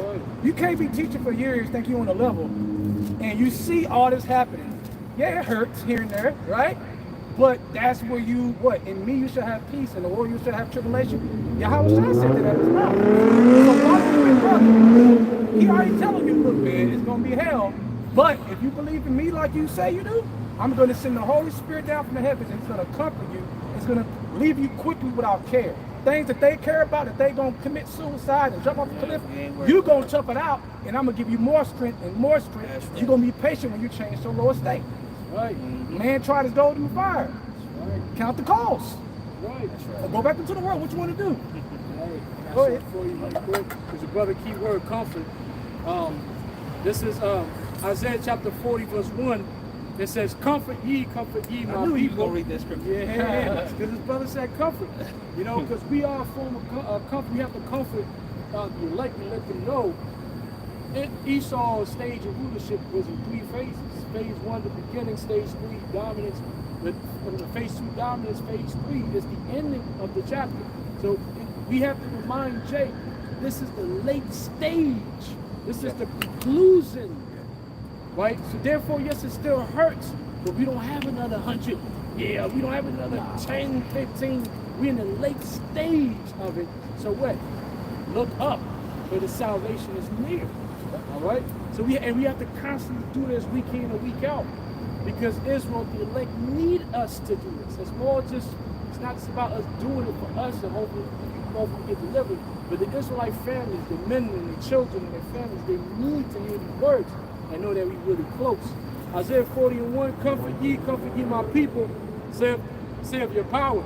Speak ye comfortably to Jerusalem and cry unto her, that her warfare is accomplished, that her iniquity is pardoned, for she has received of the Lord's hand double for her sins. So it's accomplished. So now that's why the prophets are rising, the Holy Spirit is on the men of the Lord, and we can see what? We only have but a few prophecies left. There's the MOTB, then the third wars, the economy collapsing. Well, the minute this economy gives up, it crashes. We on it. It's going to happen. It's going to be swift. Because one thing about death and one thing about the last days, it's going to move a lot faster because people die easy. When death comes around, people go out in masses. It's not going to be a 10-year apocalyptic Book of Eli for 10 years. Walking there, zombie land for 10 years. It's not going to be it. Right. It's gonna move, right? And swaths of people. And already the Most High started moving that type of energy. Yeah, you see it. Right? With These storms that's happening, people getting swallowed up by water and fire and you know, yeah, earthquakes. Right? Video gone. Yeah. Everything. Walking down, all them zombies walking around and walking there, how they just never run out. No, they're gonna be dead by now. Right. Yeah. It ain't gonna be that much movement. Right? So this is back in Psalm 37 and 14. It says, the wicked have drawn out the sword and have bent their bow to cast down the poor and needy, and to slay such as be of upright conversation. Now that links up to Psalms 2, chapter 2. Okay, the heathen imagine a vain thing. All right, talking about we're gonna cut the cords between the Lord and His anointed. They know, and they plot, and they're making a move. See, they looking at us as an end game. Like we know the end game, the elites are looking at the men of the Lord as the end game, and we don't know what they're gonna do. But we gotta have. That's why in the grace period is to build a faith up now, so that you can walk by faith and not by sight. Because the sights that we're gonna see is gonna be next level. We ain't seen the sights that we're gonna see yet. So if you tired and wore out, you're like shit. Just know you got to do some more work spiritually, man, to build that armor up, that confidence. Yeah. Why is this things happening? Like we said, all the things that happen to us here on this side is meant for us to catch a lesson from. Right. To upgrade in our faith, hope, and our resilience in Yahweh Shai to prepare us for something. That's right. You got to have a mature mind and have your senses exercised as you navigate this thing. That's right. Okay? That's right. You're not catching hell for no reason. Number one, you deserve it. And you ain't shit. So understand that. To be meek enough to understand, yeah, we in this flesh. We really deserve that. Hey, brother, average gonna go with that. You know what I tell myself? You can always be worse. Boom. Absolutely. Absolutely. Hey, Always. whatever you gonna do, it's just like, hey, bro, it can always be worse. Absolutely, man. Right. All right. So it says this. Psalms 37 and 15 says, their sword shall enter into their own heart, and their bow shall be broken. So everything that they set up to come and destroy our people, you so-called Negroes, Latinos, Native Americans, you scattered tribes amongst the nations, all the things they set up, whether it's their legislation, their economic systems, the MOTB, right? All the little stupid stuff they're about to pass to try to catch you up and get you up out of there and imprison you or kill you. It's going to make a society where it's all out chaos and they destroy themselves, man. Right. There's going to be certain Edomites that's going to come up against this, come up against their own government. Yeah. Yep. Now, we see these things all the time in the French-based nations.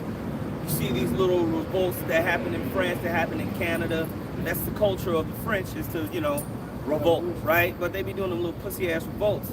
We're going to actually see real revolts, where people actually come up against, not just women walking around showing their titties, thinking it means something. Right? We're going to see real sedition, man. Yeah, you go to warfare. Right. Where they said, no, we need to take this government down and start a new one.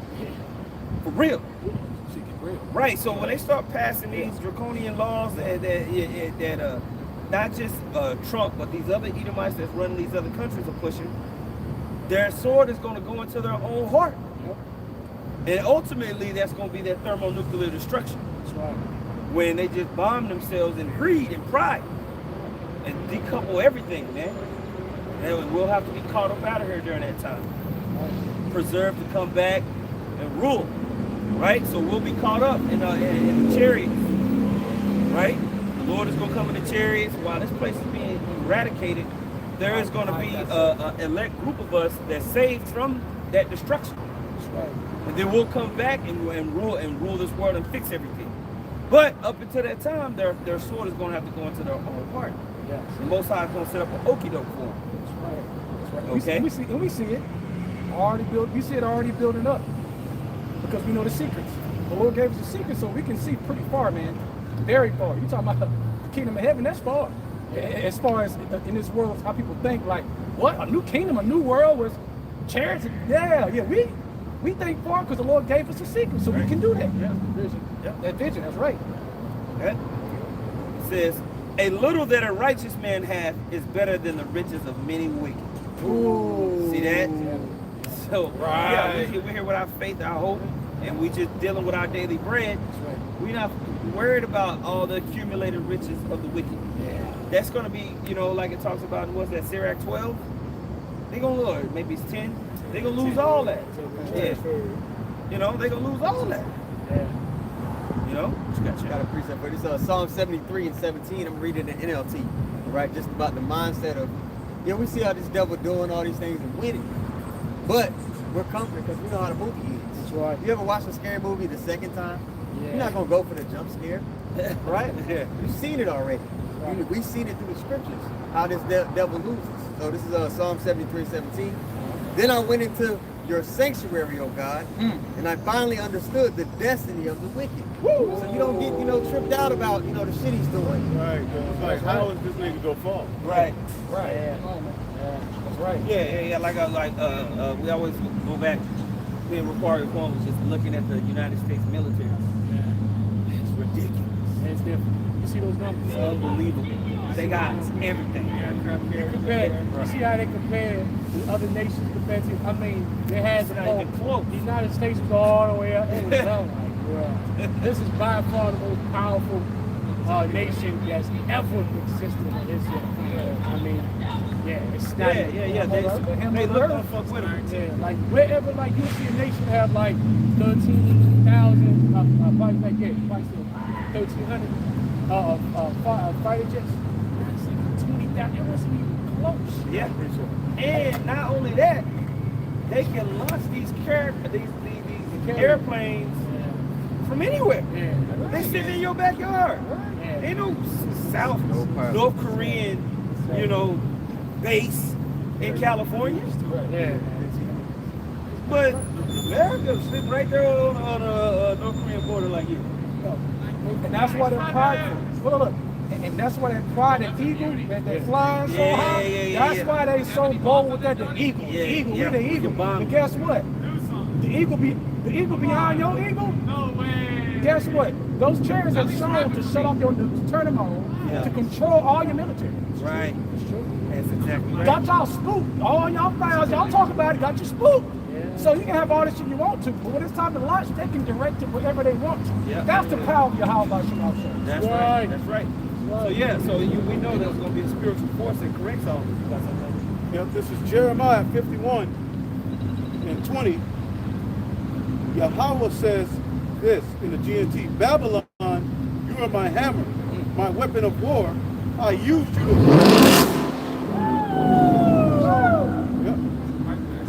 you to crush nations and kingdoms. Bro, it's funny how he said that. Right, exactly. Those were Edomites that just did that. Yeah. As soon as the elder read the scripture, the Edomites was like, wow, you know what I'm saying? Yep. That was spiritual. This world, that's a big deal, bro. When all hell breaks loose, man, you're gonna eat those tires. Yeah. You know what I'm saying? You're gonna slash them tires, man. Tires, bro. Man, you gonna wish you had bought that shit. You wish you had, had some bread instead of that nonsense. Those chariots, that's all garbage. But again, this is their world, right? So they see substance in it. But our world is the spirit world. We see substance in the spirit. That's why we're not a phase from it. And we already know from the jump, Yahweh told the disciples what? Your reward going to be in the regeneration on the back end. So when you come into the walk, you already know your reward is at the end of it anyway. Yeah, man. Yeah, we don't fight this fucking Mustang, dog. We fight for a bigger thing. Yeah. And hey, they kicking us dead. They driving around with nothing to do, man. Bored as fuck. They driving around knowing there's nothing to do. It's dead. And you know, brother, you remember how it was back in the 90s, 2000, brother? You remember what? You push the word, and that's why we got a lot of respect. And we give double honor to the apostles and elders. You imagine pushing a word in 1995, 1998, early 2000s? Early 2000s? That shit was hella And fun. you telling Negroes, Hispanics, and their workers, America's gonna be destroyed in early 2000s, the way this shit was out here? Yeah. It's crazy. Because back then the Cowboys was winning and shit. Man. It was Lit. Amen, Irvin. Yeah, I'm doing the hip hop music. The bangers coming out in the summertime and all this shit. Man, come on, man. We had spinning rims and shit. Shit was different, bro. Jerseys. So if you lived in that time and now you look at where we are now, it's clear something's changed. And you talk to these young guys that are 20, 21, 22 years old, they'll tell you it's dead. You know, they'll tell you it's over. It's all done, man. The whole strips of bars and spots, you know what I mean? That we used to, it's all of them are dead. All of them are shut, like literally shut down. Oh, in DC, I think that DC be losing like 3 restaurants a week, something like a month or a week, something like that. Everybody doing that shit. Yeah, because people are not dating and all this shit is dead. People not people not, the lifestyle is gone because a lot of restaurants make money off of what? Relationships. Right. But you see what the birth rate is going down. Yep. People not having sex. This shit it's no fun. Language. It's languishing. The new wine is languishing. Feminism failed them. Right? Capitalism failed them. All these different philosophies failed them. So these people, like the elder brother said, these people they run around like chickens with their head cut off. But we have stability because we have the gospel, the true gospel. Yep. Jeremiah 51:7. GNT. Babylon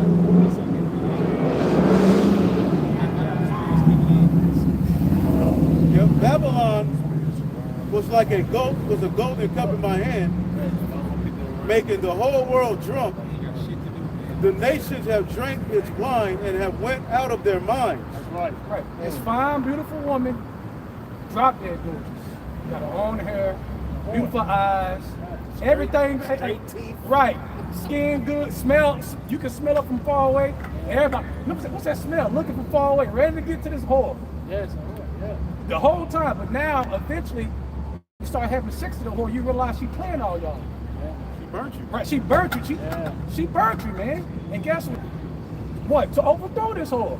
And you finding out she burning everybody else. She burning everybody else. And at the end of the day, what happens to whores, they get burnt out. Yeah.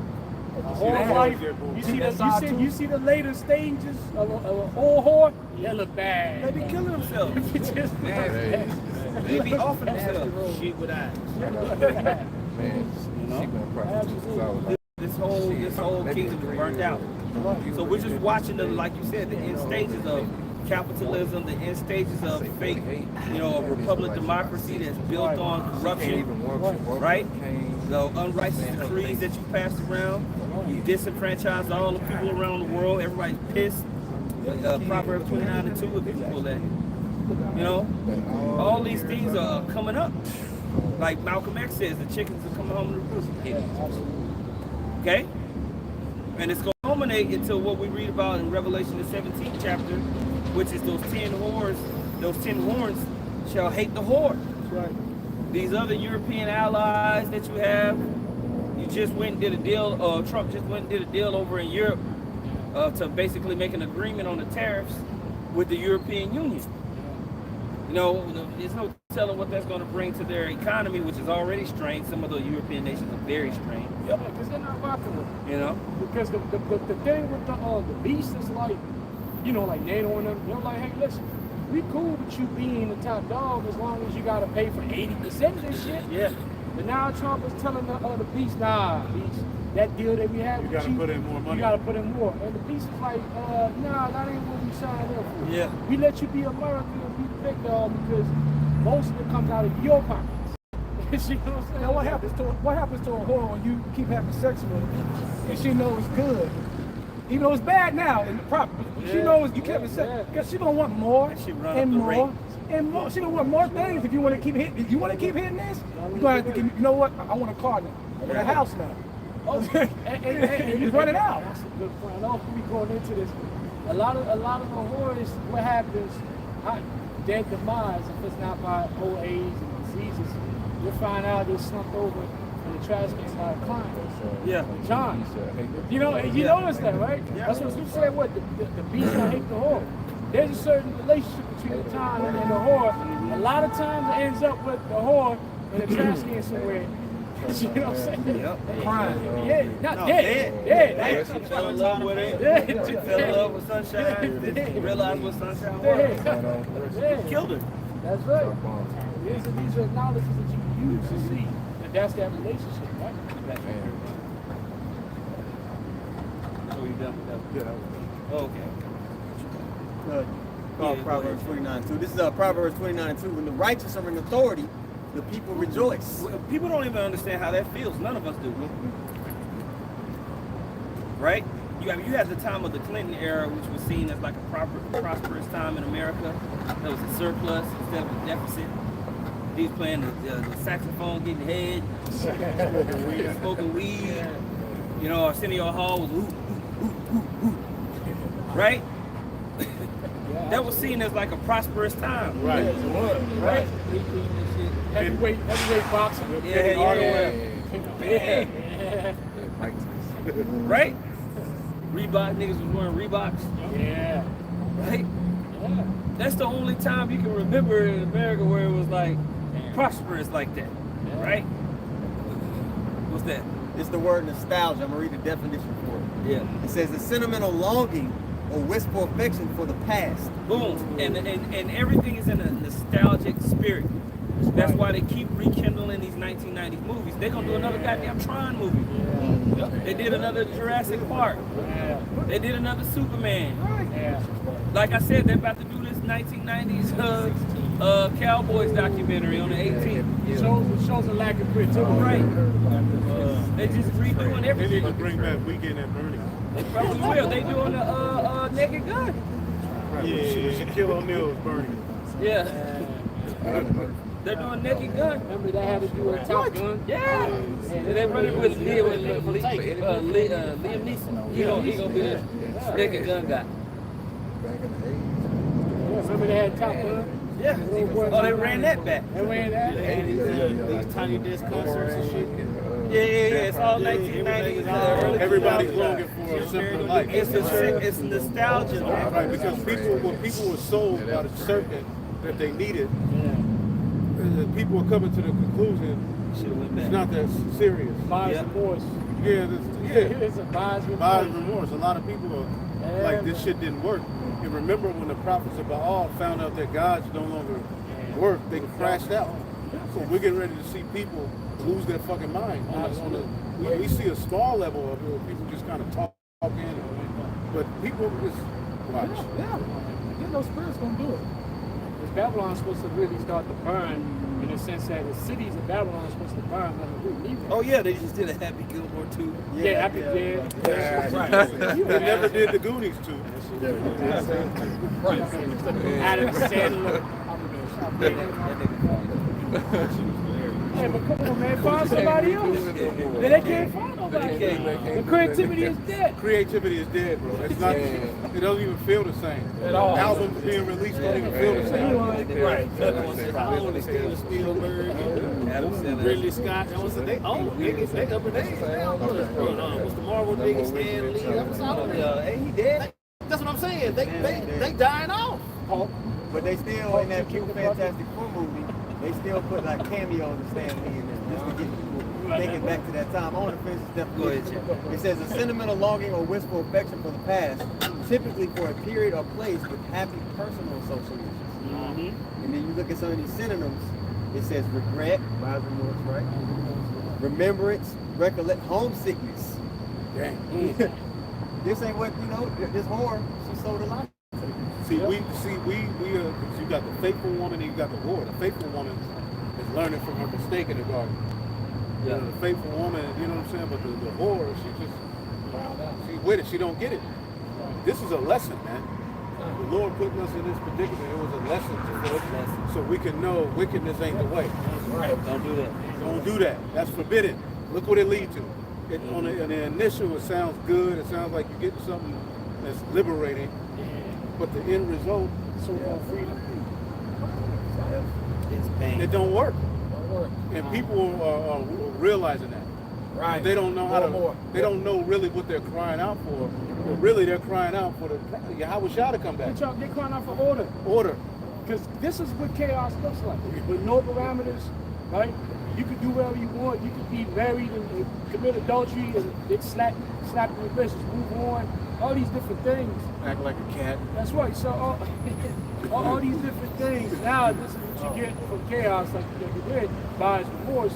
So now meeting with the new wine is languishing.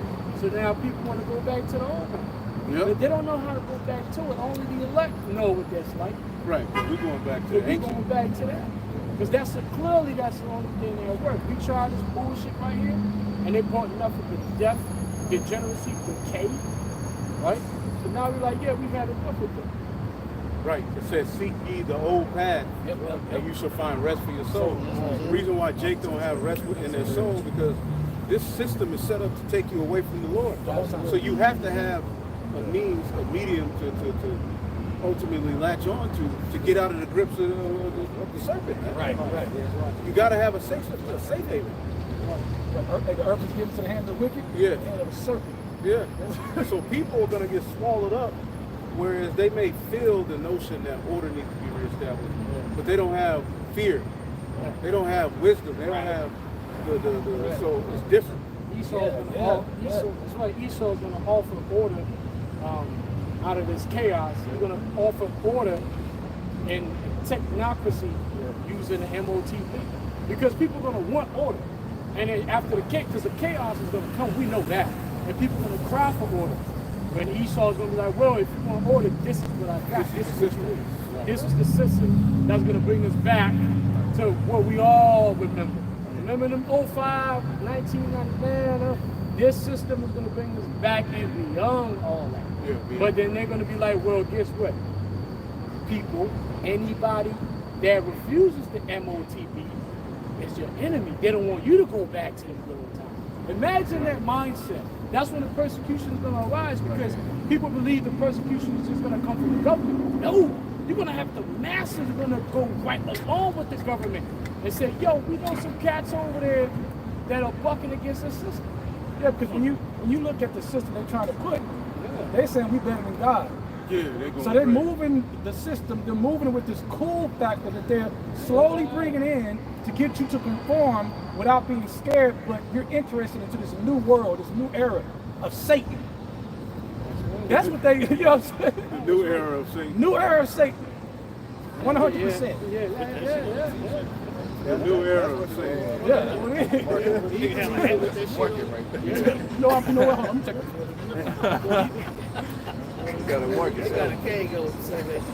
It made me think about back in the day they had this show where they'll let the kids take over a house for a week. And by the third day, what are all the kids doing? They crying back for their parents. They want that order and that covering. Yeah. The Elder Yashawamba said people don't know what they're crying out for. They're crying out for that covering. The Lord is our covering. He offers a way of life to where, you know, you can actually live and things are in balance. You can enjoy family. You can enjoy the food. You can enjoy what paradise that you pray as well. You can't do that with this man in rulership. This is 2 Corinthians 11:14. And no marvel, for Satan himself is transformed into an angel of light. Therefore, it is no great thing if his ministers also be transformed as the ministers of righteousness, whose end shall be according to their works. Because they're going to set themselves up as saviors. Now imagine that scenario you gave after a grid attack where you lose everything you had. Because during the blackout, it's going to be people going to take each other out. So after that, when the lights come back on and they say we got control, they can say, well, this is the means by which you have to enter into this world.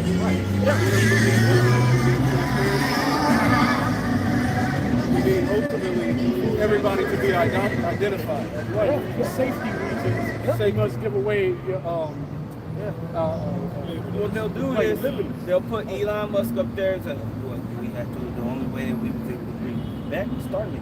Because of Starlink and the shot lights, we were able to get the lights back on, and And in order for it to be with that weird ass fucking weirdo talk. People listen to this guy and actually look up to this guy, man. He's literally clearly a weirdo, man. The base man of the earth. And you notice the kids that were like that in school were always weird. They always put firecrackers up cats' asses and making it explode. You know, doing stuff like that, man. That's Elon. Squeeze a wreck, man. You know, weird. Yeah. The word of dumbasses, of course. Right. And so, yeah, he'll come and say, oh, it was because of Starlink. We got this, but this is what we need to do in order to secure it.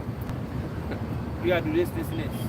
Everybody that doesn't want to go along with that program is clearly you're a terrorist. They don't want to. and they're going to use the T word. That's when it's like, well, hey, yo, you don't. The reason why we can't go back to how it was before the blackouts is because of these people. Now you're going to see people snitch at a level that that's never been seen before. People are going to snitch for other people to get killed. That's what we need to understand. That's why the Lord is going to have us move as what pilgrims on the earth. Because brother scripture said people going to snitch on this, man. They're going to snitch on our locations, the ones who actually know us in our so-called personal lives or associates at the job. They're going to put our faces out there and be like, oh yeah, I know such and such. And then they'll call and be like, the government won't even call him. The motherfucker, the job won't call the government. They say, oh yeah, I know him. He's one of those. I know where he lives. Go get him. He gonna feel like he's doing the right thing. We trying to go back to how it was, so if we can take him out, we can go back to how it was. And they're gonna use the news. Right. See, just like this week, the past couple of weeks, it was clear Esau was guilty with that Epstein shit. Yeah. Automatically, Theo died, Ozzy Osbourne, all kind of people died. Back to back. You had the floods. Now you got the shooting. Okay, the niggas go to the 33rd floor. It's like, come on, Esau. What the, you know what I'm saying? We have this person who had no idea what he just said. The average man is gone and they're lost. Let me say this, man. Ultimately, we're getting prepared not to fear those things, because we don't realize, brother, I'm telling you, we don't realize what they got planned for us in the world, of how they see us and what they want to do. It's the Lord holding back right now. Yahweh Shema Shai is holding Esau back from rolling on us until certain things are happening to his will. But when he lets him roll, obviously he's going to lift up the standard.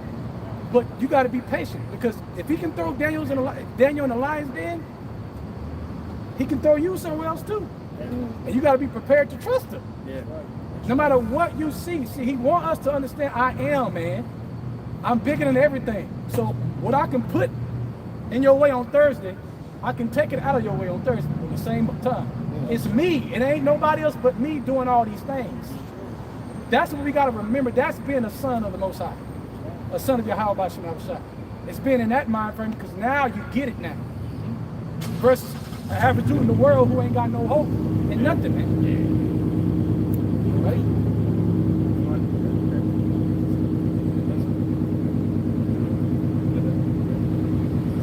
So with that, man, we're going to give all praises to the Heavenly Father. Double honors to the apostles, the bishops, and the elders that bring millstone. Peace and salutations to the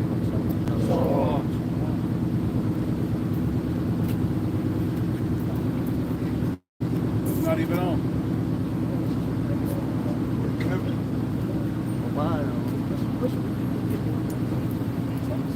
Well, you got a choice. You got to pick the right one. Yeah. Hey. Damn right.